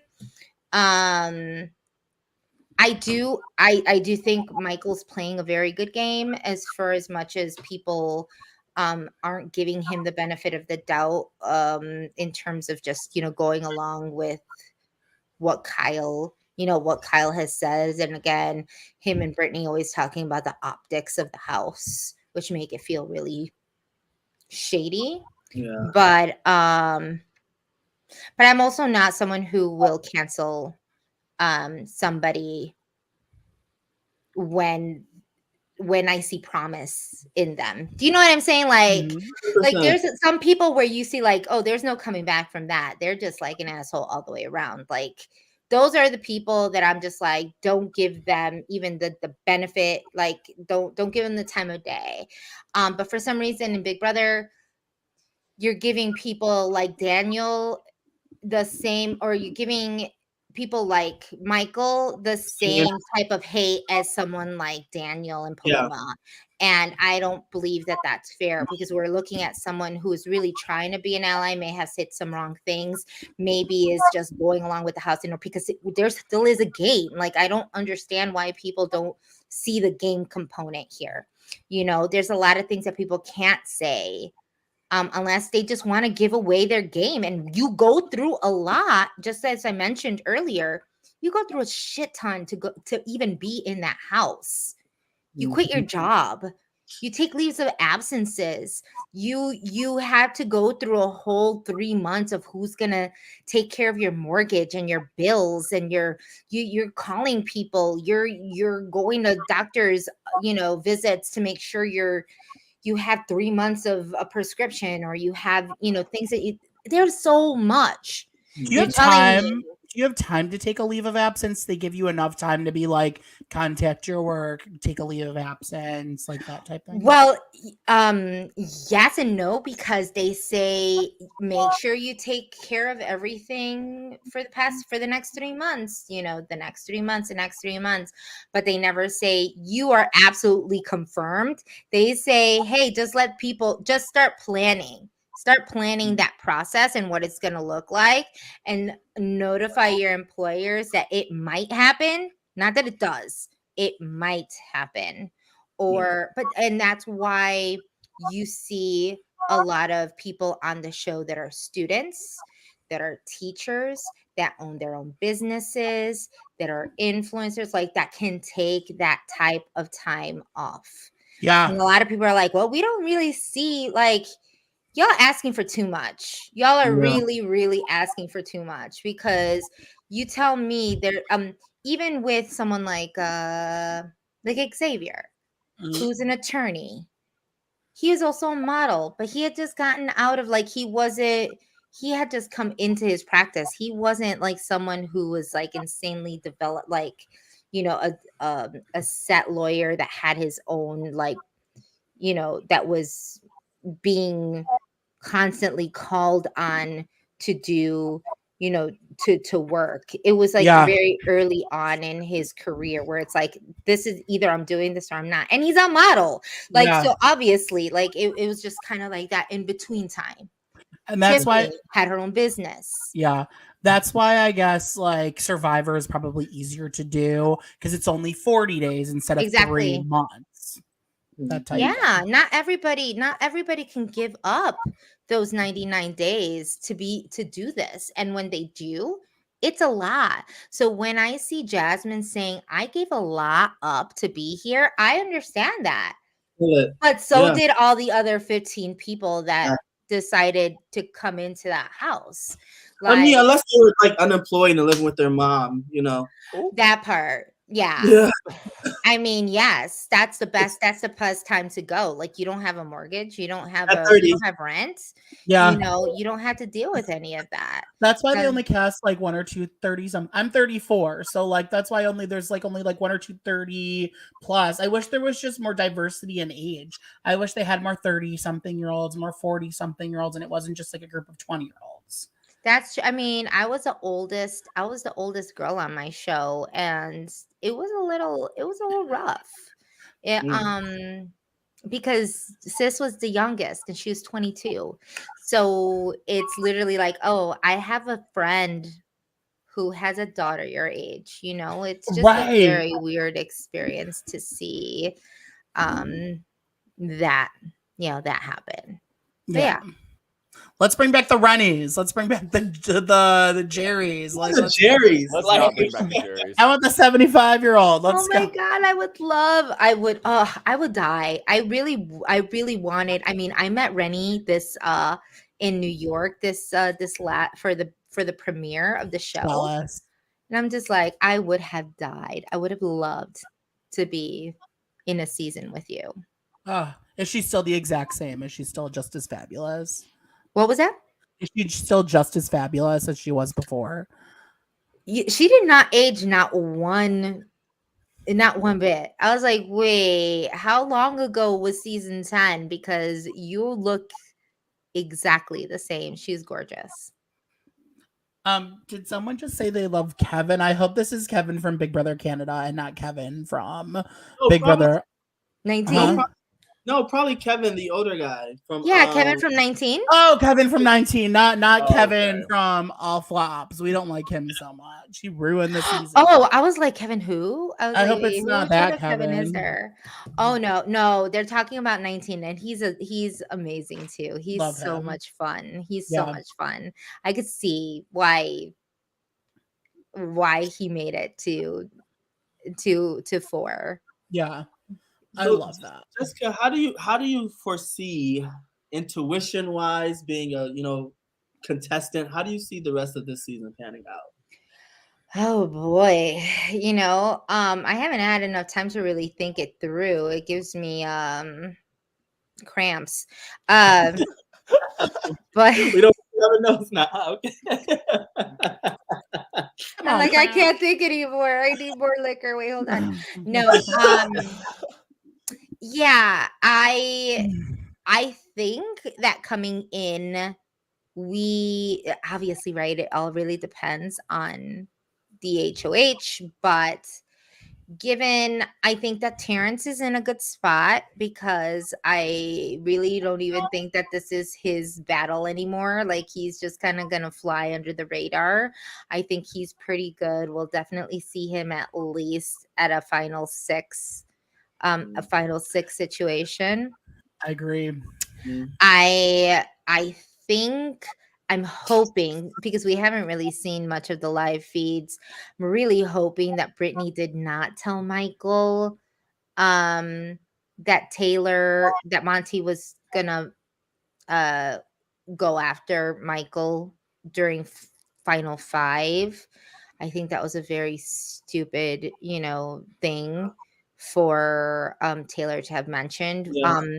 I think that Taylor will probably go out at 4. Hmm. Or Roughly. 3. I think Maybe 3. I think she still has it for 3. She's the Janelle clone, 3rd Taylor. place. I love Taylor. They're not going to let her go that far. I don't think. I think and I third. don't think yeah, that's why I say 4th, but I could see a 3rd. I don't really see her, unfortunately, at a 2 or a 1, only specifically because of the things that she has said. You can tell she doesn't really quite have yet the perception in what she can and cannot say. She tells Brittany a lot, and I think that she really does believe that Brittany has her for final 2, and Brittany does not. I don't think, Brittany's playing for 2nd. I really do, in all ways, shapes. And to be quite honest, it kind of almost looks like Turner is in such a good place that I could see him in a final 2 position, because I don't see anybody wanting to keep Michael for very long. So if they're going to be targeting someone next week, it will be Kyle. And unless he's the HOH, it will be a showman. God forbid. Or if this spoiler girl thing is true. So who knows? Kyle could be gone this week. Well, I don't think I think Spoiler Girl said that he is on the block, but I don't think that he's on the block because Terrence wants to get him out. I think he's on the block specifically for keyword optics. So yeah, it's the optics, right? Because what they want to show is that Terrence is not involved in this situation. I think he's doing it. I think I don't know. Terrence is such a wild card to me. Like, there's just so many ways that he can play this, but I feel like sometimes when I think of things, I'm giving him too much credit. Like, I don't think he's that smart to think of these things. In terms of maybe putting Kyle on the block because he wants to actually blackmail him in a way, like, or use him to say, like, hey, I put him on the block because he told me about the alliance and I wanted to get rid of the showmans, and I'm totally cool and trying to work through or work with the other 4 that are in the house. I know. If a leftover win, HOH Terrence is spilling. Like, yeah. Sure. No question. He's not really loyal to anyone. It's really weird because I feel like all of them are very much like rats and like very like they're all very fluid in this game. They're all very adaptable, with the exception of Nicole and Daniel. They were all very adaptable. Like, I feel like Daniel was the only person who was like really digging himself into a hole and not wanting to work with people, and then throwing them under the bus, and then wanting to pick up the scraps and say, hey, like, I could put you together. Let's play together. Like, I'm sorry. it's very weird. But I think everybody else has, except for Alyssa. But like, who wants to get rid of Alyssa? Like, she doesn't. She is so lost in the sauce. She's very, she's the type you get rid of on a double eviction. very much. Very and I much. think it's kind of very weird because with Alyssa, I don't know. I look at that and I get, like I said, I just get a lot of, I don't know, trauma. I just get that feeling of, I get triggered and traumatized because I see some of the way people are playing, some of the ways that people are playing, and I'm just like, wow, how in the world did you think that I was like the worst player? I just don't understand. Like, people would make fun of me for not knowing that, Grateful existed, or that, the six shooters existed. And it's like, I always knew that there were people, whether or not they were an alliance or not. Like, I really didn't care. Like, I knew that was going to implode. There was no need for me to know names and people and like all of that stuff. I knew what I knew. But the fact that Alyssa, it's now just like the 6th week, and now she knows that there's this big alliance, that her number one person has been a part of this whole time, that completely lied to her. And she has like it's like no feeling, no emotion, no anything. And the bitch is a Scorpio. So like, come on, bitch, we know that's not true. Like a Scorpio, you would have already burned his house down. You would have slashed his tires, because we know you're a crazy bitch. Like you've already showed us. You've already showed us that there's a couple loose screws there when it comes to relationships. You're gonna tell me that doesn't piss you off?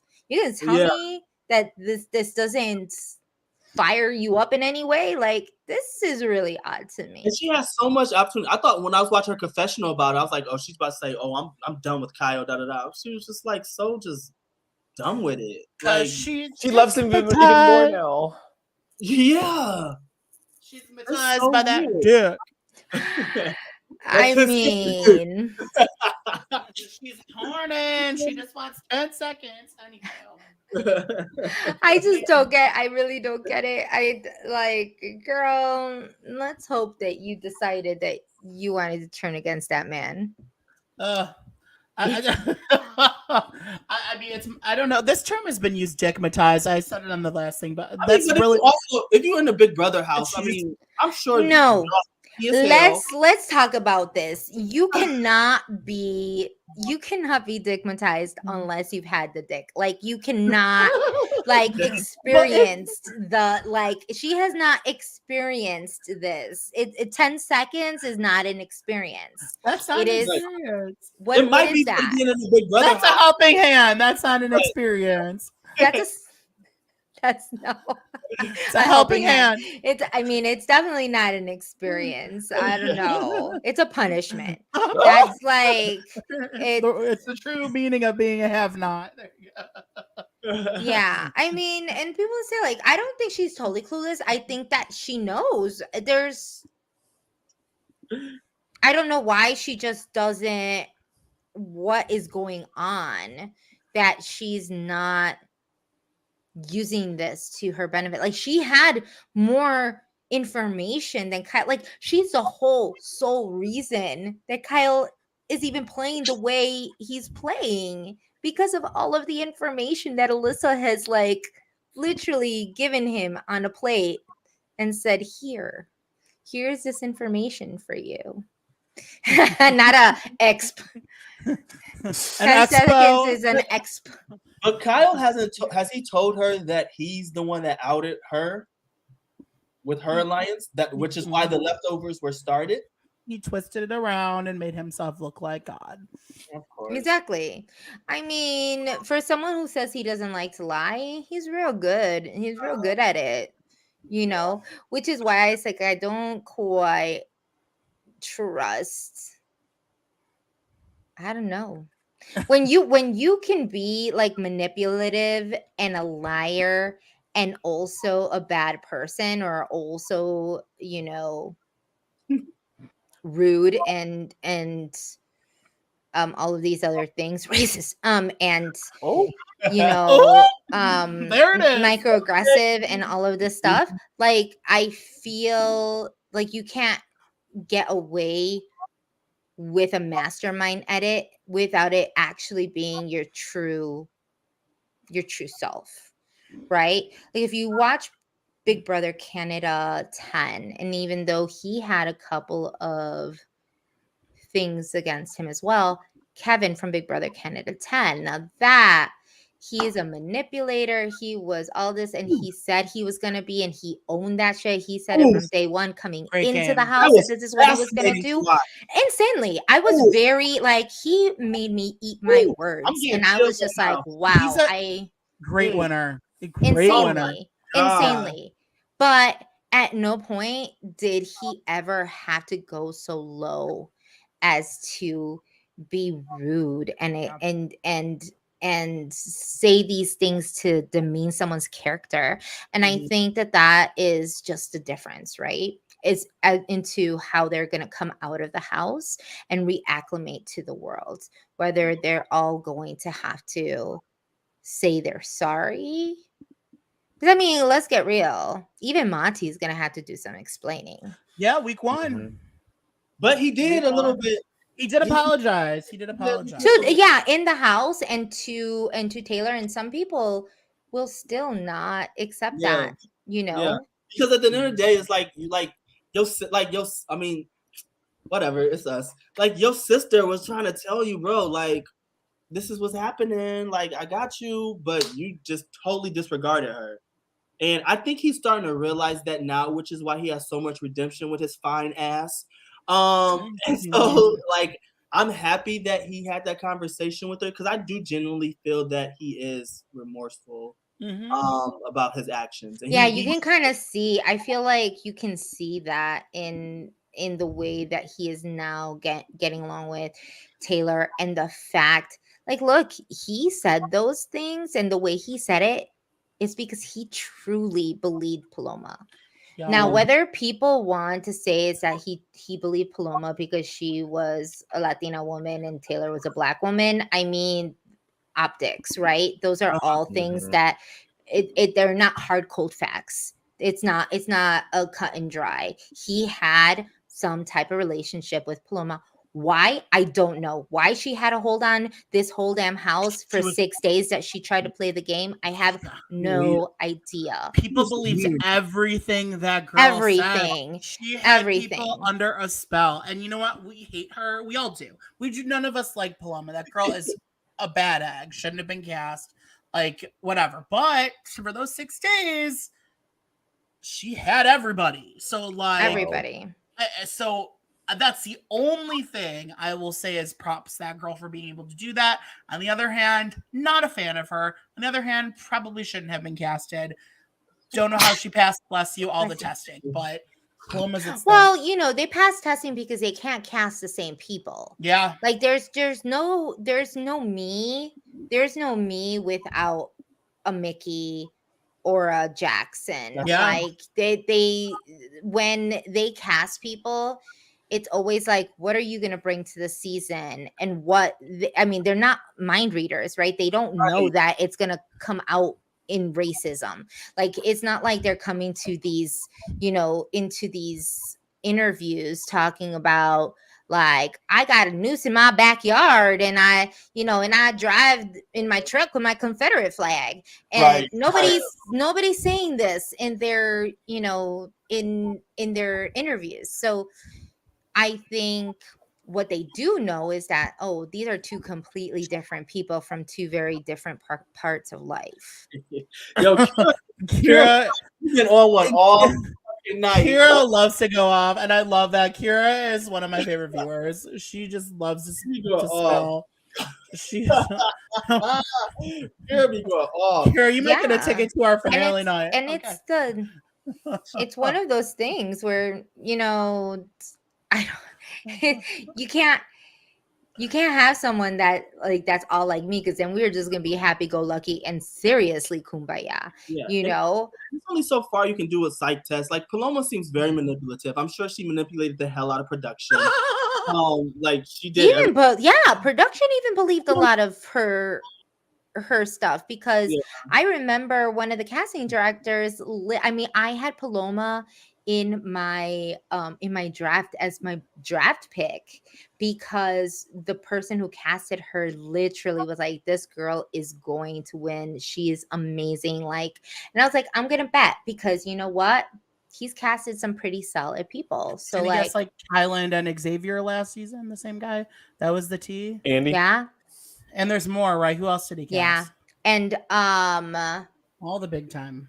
Yeah, he casted Kat, and really, I mean, like, he's casted some really great people, some not so great people. Hey, like, do you want to be responsible for everybody that you bring to, you know? Like, is that even fair though? Like, I don't think you should judge the person who cast one wrong person, because that's not necessarily their fault. They could have missed the person. I mean, I don't know, the person who cast Aaron Grease back in the day. Yeah, kind of question them, because you should have seen. Honestly, being okay, I'm a producer. I do casting, so obviously you hire me. Okay. Go ahead. I ain't there yet, but but it's like this adds conversation. It adds, you know, what we're talking about now. I'm glad Paloma was cast, because it was such a weird experience to watch. Yeah. It was good TV.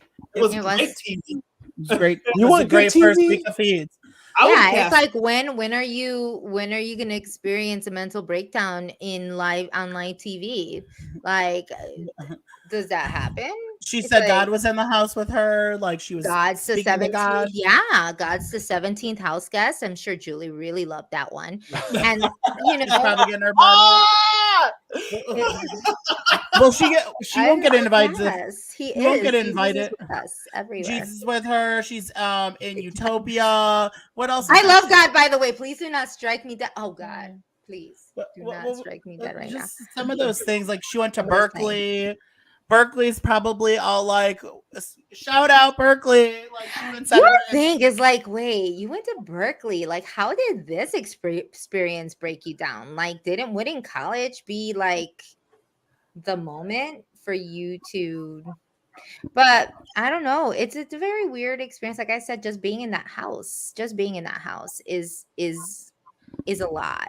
So makes every time someone either self-evicts or, you know, cries to wanting self-evict, or, you know, tries to scheme about how they're going to get evicted because they want to leave, I just pat myself in the back just one more time and be like, wow, you never really ever got to that point. And I'm proud of you for that. Thank you. Thank you, Mind. Thank you. All right, Jess. So with that said, we're going to move into our game. We have a little game for you tonight. Wait, I don't have any more wine. Fill up. Go fill up. Go fill up your wine. I'll fill up too. Yeah, y'all have We'll do a fill up. Yeah, okay, I'll be right back. While you guys are filling up, we can talk about me and Steve can talk about what's happening in the house currently. But again, if you are just catching us recently, we haven't talked about it yet. Right now in the house, there is a spoiler girl going around from Spoiler Girl that apparently Turner was taken off the block, and apparently Kyle was put on the block. It's a big old thing of tea right there. And there's a bunch of spoils through her as well that potentially now Kyle is safe, but we do not know until feeds are back on. So it could be in any direction. I don't think we're going to get Dire Fest feeds, period. So do we think that there is no Dire Fest? Do you think they move them somewhere? No, they're playing loud music 24/7. Are you serious? Yeah. Even when they're sleeping? I don't know. Inside the house was like, oh, they get music, we don't. But then it was going on for so long, they were like, oh, maybe it's a punishment. Oh. That's the only way to like drown it out. But I'm like, how are they even going to make an episode of this if there's loud music? I literally have no idea what's going to happen. Literally have no idea. No shade. This brandy is really helping me through this sickness. But Yeah, you guys were talking about the oh god, Gio. Spoiler girl. Gio, come say hi. Love you. Mwah. This has been great. I've been Gio- laughing myself on the He sideline. watched the episode tonight. I've Love been that. having to look him up on what's Frank, going on. can I just come visit you and Gio? I want to. Is Gio Yes. live with you? Yes. Please. Stop. I am coming to visit. Like, Oh, You it's our friend Gio. thank you. Frank, I'm literally coming to visit you. It's gonna happen. He's calm. Like my we'll do a door weekend. is open. Maybe Anybody? Yeah, I'll read it. call. Like, look at this Caitlin comment about feeds cutting in, and apparently, spoiler girl was correct. Apparently, feeds cut in for a bit, and spoiler was indeed correct. A lot of tweets I saw were saying, okay. Okay, let's not get too excited because we don't know if it's for optics. Let's send Kyle I'm home. saying optics. I'm doing that now. Every Um, time. Now in uh, regular conversations with someone, I'm gonna be like optics, and people are like, "Why did you just say optics?" I'm be like, "Cause it's optics." That's it. Okay. That's the thing now. All right. We're gonna play a game, Jess. I love games. This game is called Toot or Boot. Okay, so if you like something, you're gonna toot it. If you don't like something, you're gonna boot it. And let's get shady. We've been Ooh. shady all night. We got to keep it going. So why I not? can be shady, sure. Okay. All right. So let's do this quick, y'all. Let's get through them. These are gonna be fun. I will start.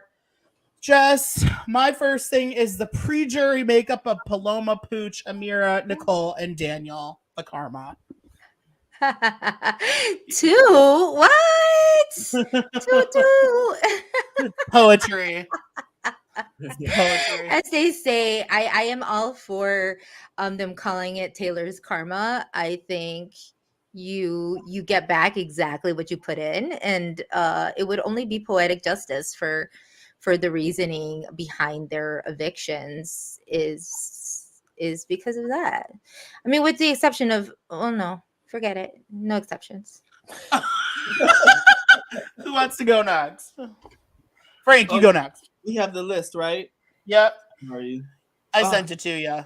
Steven, you go next. You know next. Yeah, Okay, I'm Steve. gonna do the obvious one. Jasmine's eyebrows. Oh gosh, I don't know. Okay, wait. This is got. What happens when it's a toot boot? Like it was 2 in 2020, and it's a boot in 2022. We'll call that a boot.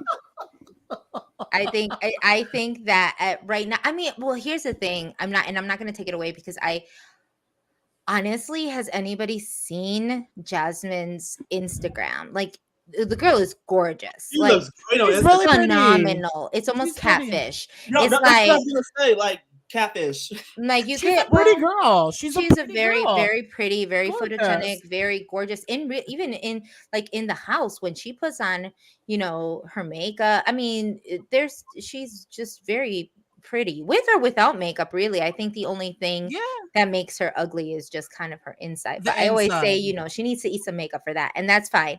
Like, she can just. It is what it is, but the eyebrows are a choice. It's not a toot or a boot. It's a choice. And I think she can kind of pull it off sometimes.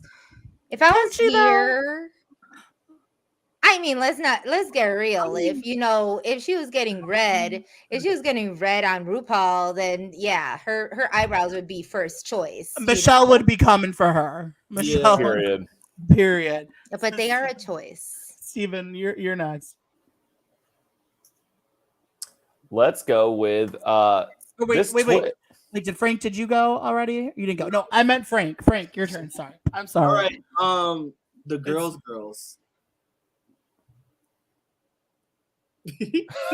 The girls. Are you a girls girl? Girls. Apparently, I am not. I mean, obviously, that's a total boo. A boo. I'm gonna say, yeah, a total boo.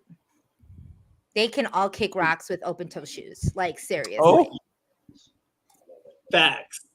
That is. I'm like, I've never heard of kick boulders like and shit. people weaponizing. I'm like, I felt offended.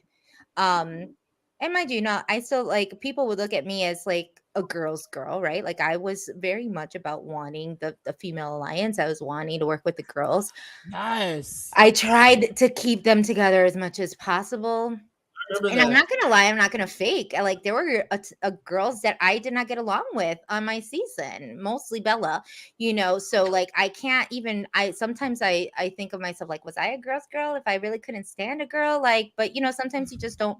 I could understand a girl not liking another woman for reasons, but Bella was the Nicole Franzel of your season, though. It's like she was the girl that worse. wouldn't get invited. She was worse. She was awful. She was so catty. She was. I wouldn't even.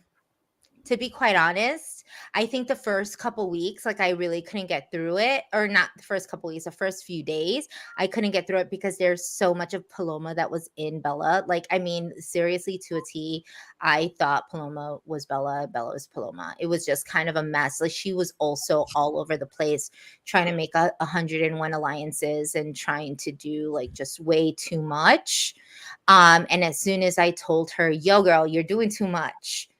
Because I did tell Bella she was doing too much, and she was like, oh my God, thank you for telling me this. And then she went to everybody and said, I don't trust Jessica. I don't know where her head's at, and I think she's trying to align with the men.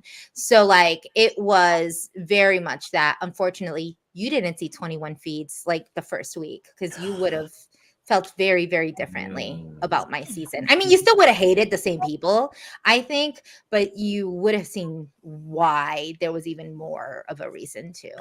That's the last after this game. That's the last thing we'll talk about. We will get back to that. We're gonna push that chapter over just a little bit, and I'm gonna go next, and I am going to say the world's famous Big Brother 21 HOH shower stepping stool. Oh my God, no, boot that shit. Like throw it. I mean, I threw it out my HOH.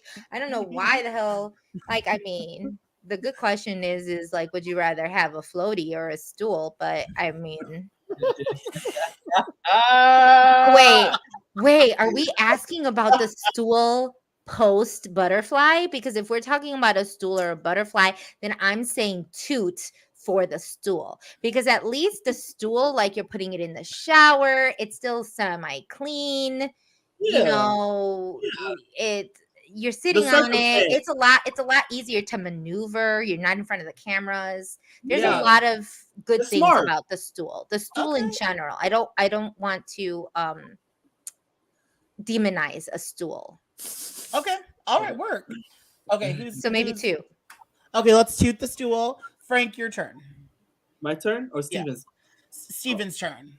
And then, sorry, Okay, do we want to toot or boot this twist? Big Brochella, Dire Fest. To be quite honest, y'all, I'm gonna toot it, and I might get canceled a little bit. No, I like it. Maybe people aren't gonna agree. I agree. It's okay. Agree to disagree if people are in the chat. Do so. But I think that even though one of my favorites, because I did like Joseph, I do like Joseph. I think it gave it a kind of twist that made things interesting again, even though we haven't seen things on feeds, which is very mad annoying, but of not knowing what's going on. But ultimately, I think it saved who it needed to save. Unfortunately, you kind of have to sacrifice one. It was bound to happen. But I'm gonna toot it because it's also putting Kyle, if he stays, in a very bad position. And I'm interested to see what next week is gonna happen. So it did its job. Very nice. Frank? All right, toot or boot, you playing Big Brother again. Ooh. Second chance. I don't know, y'all.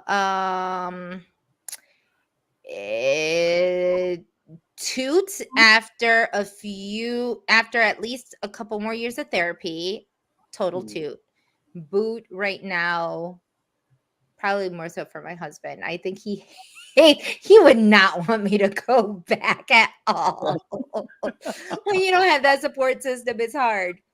The fact that he's like, nah, you ain't gonna do that shit again. But I was like, but if the situation was right, maybe a 2. I would like to be able to. Oh, Wait, but then boo, because you know what? It's like so many people that have second chances have been hated so wildly, like from being insanely loved to immensely hated. Like Nicole from your, how do you feel about that? How Nicole, like her fan, like I don't know if the fan base, like they just completely turned on her. I mean, that's Big Brother fandom for you, right? Like, oh yeah, because she turned on Janelle towards the end. She was all like, So, I hate Janelle. Everybody was like, "Fuck Nicole friends," or not friends though, but Anthony. Janelle. Yeah, No. Anthony was like anti Janelle. I want to, you know, like, I want to start by saying that I have nothing against Nicole, Anthony. We unfortunately are not the type of friends I thought we were going to be outside of the house. I was expecting something different. But the 22 season that I saw in the feeds is the Nicole I always knew. So I don't understand how it was different for other people, if that makes sense. It was, yeah. And so the thing for me was it's very easy to love people who are not as bad as the worst people in your season, right? Who's not an Angel compared to Jack and Jackson, who's not, you know, but she was playing kind of shady in my season too. She was playing the game. I mean, you know, so I mean, she's done a couple, like, I got a lot of hate from Nicole Anthony fans. So to see those fans that turned on me also turn on her it was very surprising in that sense. Okay. Fickle community. All right. Okay, so next one. I'm sorry. Not everybody. Disclaimer, not everybody. Not everybody. Not You're everyone. right. Not some people. Yes. Some a lot. A lot of people. A lot of some. How about a lot of some? You know, I mean, apparently, you know, when she snitches on me, it's okay. Everybody loves her still. But if they snitch on Janelle, if she snitches on Janelle, then it's a war. Yeah, so I mean, she's always that kind. She was always that kind of player, you know. Don't come after those Capricorns, okay? America's gonna hate you. Yeah, you cannot. All right, next one. Let's go for Davon's Big Brother 22 prophecy. That's what I call it, the Davon prophecy, where she gave her speech before she was evicted, which some say led to a lot of changes in CBS, which led to a future cookout. But that speech is an iconic speech. So what would you Absolutely. Too, of course. Yes. I mean, for her, it was her speech. It was also give props to Jatia and Bryce from Survivor, who did the initiative of having 50%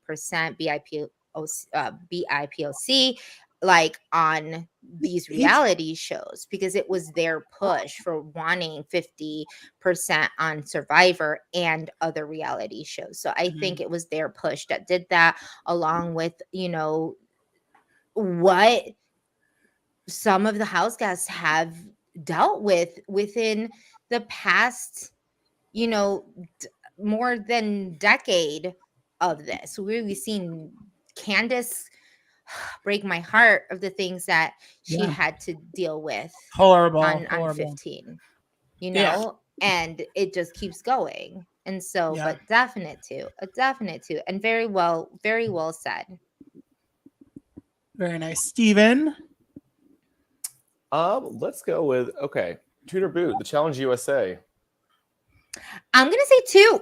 I love it. I really do, and I'm gonna tell you why.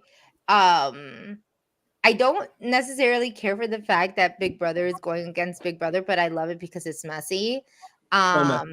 It's so messy, and it kind of shows like that what happened on 23 really, you kind of see that now that the cookout was even more important because of the shit they had to endure. A lot of people think that would have been easy. That was racist, all the other bullshit that they're saying. But it was an alliance that came together for a mission, for a specific cause. And they obviously had a lot of issues amongst, their season. And they made it look like, oh, we totally understand this mission and this is totally happening. And then it's like the mess of like, no, they want revenge. They didn't get it. They did, and it's just such a mess.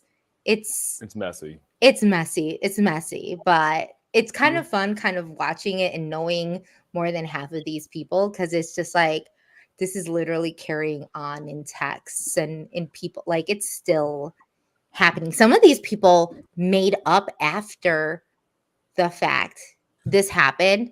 They made up, then they've watched it now, and they're like, no, hell no, like forget you. And I think it's hilarious.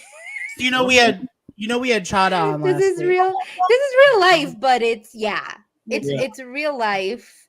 So I shouldn't feel this way, but it's very interesting the amount of drama that it's caused. Yeah, so we had Chada on last week. We had Hannah on, but we love her. We're having her back for sure. Yeah, we love Hannah. But she kind of advised, like, she's getting over drama she had with like DX, because of it. She wasn't even on the challenge, but like there was some stuff from that.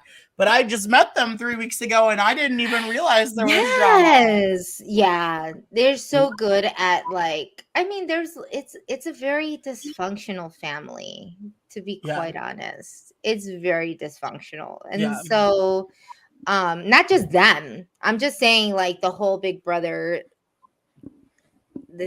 I don't know that the whole dysfunctional family of Big Brother.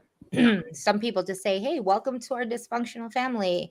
And and you just expect, like, yeah, it's a mess, but you go through such a particular experience with them that it's almost like, I don't know, I would say, like, it's almost like family. It's almost like going to your, I don't know, brother, sister, or whoever's like a event, and they don't see the world the way you do. Like, it could be, one could be a Democrat, one could be a Trumpy, one could, it's kind of like that. Actually, it's very much like that.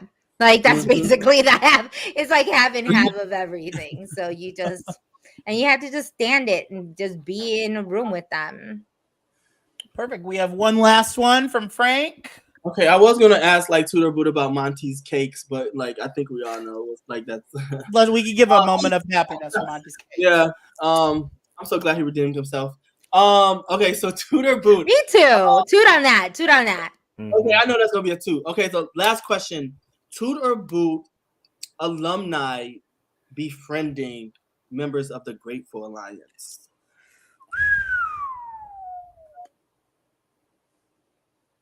Oh wow, that's a stump. Mic on that one? That's a mic drop. Like, I don't even know how to answer this one. Okay.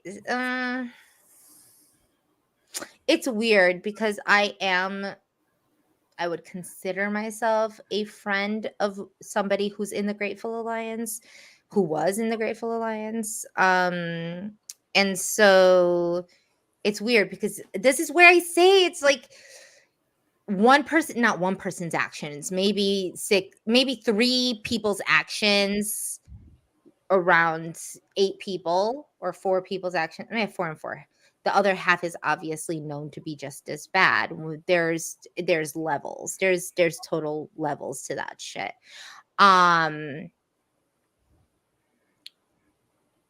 Me booting that would mean like they don't deserve friends. Like, just all go to hell. Just boot that shit. No, you want to toot specifics and boot specifics? That would put me even more in a hot seat. Go. Like, I'm like, shit. This puts me in such a horrible position. I would say out of the 8, I would toot 2 of them and boot the rest. So I'm not going to say who, but I would say at least 2 out of the 8 are redeemable. Maybe 3, maybe 2.5. We'll share stories after the broadcast. I will talk to you about this outside of this recorded podcast, and you will have that information. However, I'm not going to put that to publicly. Couch Potato Queens after I dark. don't. I'm usually very much more open about that, but like it's Big Brother season. People like to be petty. It's as much as people would say that I'm doing this to out of clout or whatever.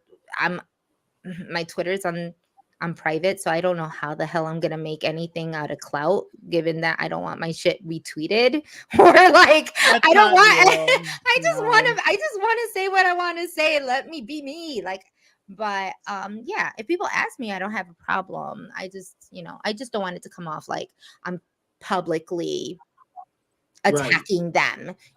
So. All right. But That's a good answer.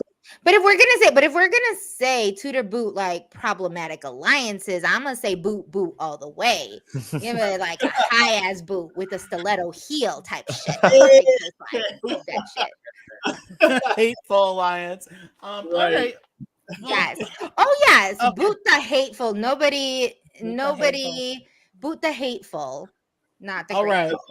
All right. We're about to end for the night, but first, Jess. But first, more like, but first, give us like one piece of information of what happened in that first week of live feeds that we'd be shocked to know. Give us a little bit of tea, just a little tea. First week of live feeds that we never saw. Oh shit, I don't know. You didn't see a lot, but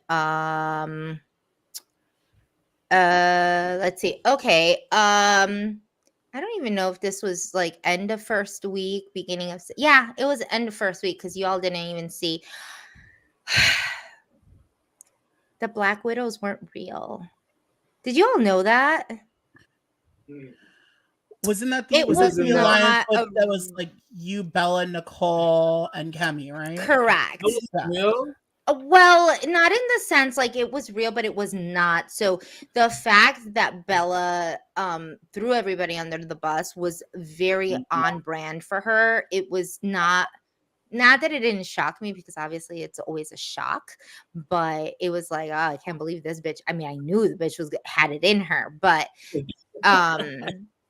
it was more so like the alliance was created. The alliance was created by her.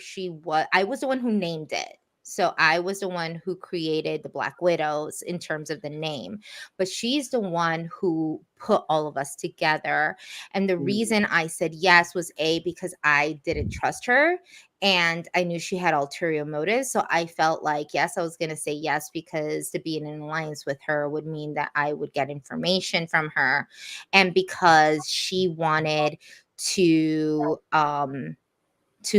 get rid of Kat and Sis as soon as possible, and I wanted to be in that alliance so that I could somewhat protect them, because I knew those were the 2 girls that she wanted out. She wanted Sis out because of Nick. She wanted Kat out because Kat was saying that she was very close to Mickey and that she had Mickey wrapped around her finger, and there was just like there was a whole lot of stuff in that first week. But at that time we also knew that she had a final 3 with Jack and Mickey, so it was a big hot mess. The girl was gaming hard.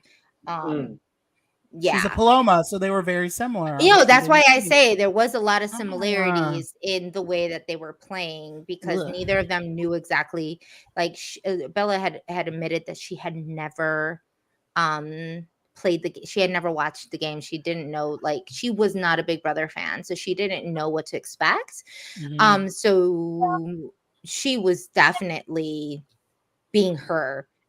This was her being her. It was not like I'm playing this game, but like I'm just, using information and throwing it around. And, I never trusted Bella, not even like that like the second day, it was off. Very nice. Yeah. All right. Well, thank you for that. That concludes our interview tonight. We had so much fun, Joss. This is a blast. We definitely Thanks for having me. we want to collab with you more. You are so much fun. Absolutely. And we should. We should definitely. Y'all should come on to Girl Let's Agree to Disagree. Hello. And we can all kiki there and talk. Please send the invite. I like all the time. Yeah. I would love it. I would love it. We would love it. I think we're in like the same like family of we have like the family thing like us and like Sarah and Jolene and Busy. Yeah.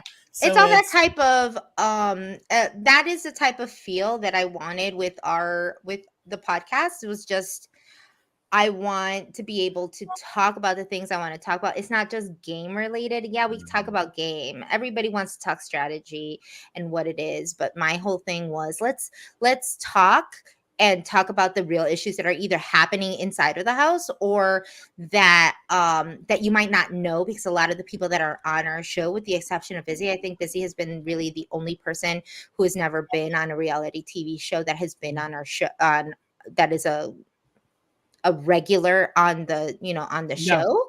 I really try to get other house guests involved, because to get their to get their true like behind the scenes and just their sentiments on it, whether they flopped or they did it, is really empowering, because it's like there's just so much that you don't know that goes on in a decision like what these people are doing. And so yeah. And so you have that, but we also like to laugh and do a little bit of shade and do, respectfully, but respectful shade. Let everyone know where shade. Yeah, let everyone know where they can find you and tell them about the pod, Yes. Well, you can find me on Twitter or Instagram at J Milagros Plus. My Twitter is on private, so you have to apply. Sorry.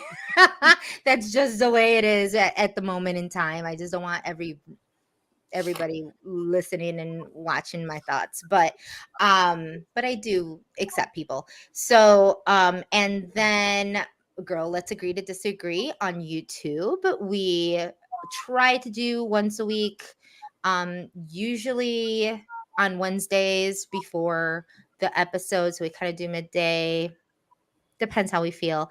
And then we do the exit interviews for all of the house guests. So we currently have, if you want to go back, we have Nicole's, we have Daniel's, we have Amira's. So we have Amira, we have Nicole, we have Daniel's, and we have Indies right now. And then we will be, this Friday, we will be interviewing the next 2 people that come out. So if anybody has any comments, questions, or like if you want me to ask a question, just let me know. If you're on my Twitter, you could just send me a message. And yeah, because we're looking for questions to ask these house guests. And we will definitely be watching. Steven, where can everyone find you on social media? If you're looking for thirst traps, you can find me on Instagram at Reginald_George. Or if you're looking for tea and all things Big Brother, come to Twitter at wasreallygood1. And Frank, where can I should have said that. If you want thirst traps, come to my Instagram as well. Okay. Frank, where can everyone find you on social media? Okay, you can find me on Instagram at I'm Frank Williams. Jessica, I'm already following you on Instagram. You just approved my Twitter, so thank you. If you want to follow me on Twitter talking about Big Brother and politics, follow me at I'm Frank W. And y'all can find me on Twitter and Instagram at Mendels8. But I'm on Twitter all the time. I'm becoming a Twitter troll and I don't even care. You can catch me at Couch Potato Queens. That's Couch Potato QWNZ, where I'm tweeting up a storm about Big Brother. Now starting to do some Housewives, some Drag Race. So I am a Bravoholic and I will be heading that way. Wait, are very you shortly. doing the celebrity? Are you doing like the celebrity drag race? Not yet, but I would. Let's do it if you want to want do it. 'Cause to? I would totally love to recap Okay. that. I have my Let's do it. I would love to do all drag race. We do a drag race pod usually during the year, and then for All Stars with Sam and Alex. So if you want to do drag race when that happens, I we'll do. talk. I don't think anybody, I honestly think that All Star 7 ruined the whole season, like the whole series for me, but it's fine. Well, We'll yeah, talk. because it was just so perfect. It was It was too so perfect. It was. It was was too just so perfect. perfect. And it was Yeah. like that now any queen that messes up is going to be like, amateur. Like, Right. that's the feeling. You got to get some ugliness to make it beautiful. That's what I always say. You got to get the ugly in it. If there's no ugly in it, it's not cute. Exactly. That's why I like Ika Wong, because she calls everyone uglies and I doesn't love that, care. the I love uglies. her. I love Ika. Anyway, you guys can follow me at Couch Potato Queens, KWNZ on Twitter. You can follow our Instagram, where we're looking for some love on Instagram, Couch Potato Queens, spelled exactly out as it is. And if you're not already subscribing to our channel, which just should be, make sure to hit that button, subscribe to Couch Potato Queens. We love to go live. We have Bachelor and Bachelorette with Alex and Ken every Monday, usually at 10. We go live for live feeds, but our main thing is eviction night right when the episode ends, because everyone and their mother go live on Thursday. So we like to go live right on the dot when the episode ends. And not this week, but next week, we will be joined by house guests from season 23. Brittany is going to be coming to join us. So it will be so much fun. We love her. So with that said, we love you. Jessica, thank you for joining us again. Thank you all for having me. It was so much fun. And I'm sending out. Hope you guys have a good rest of your night. Love ya.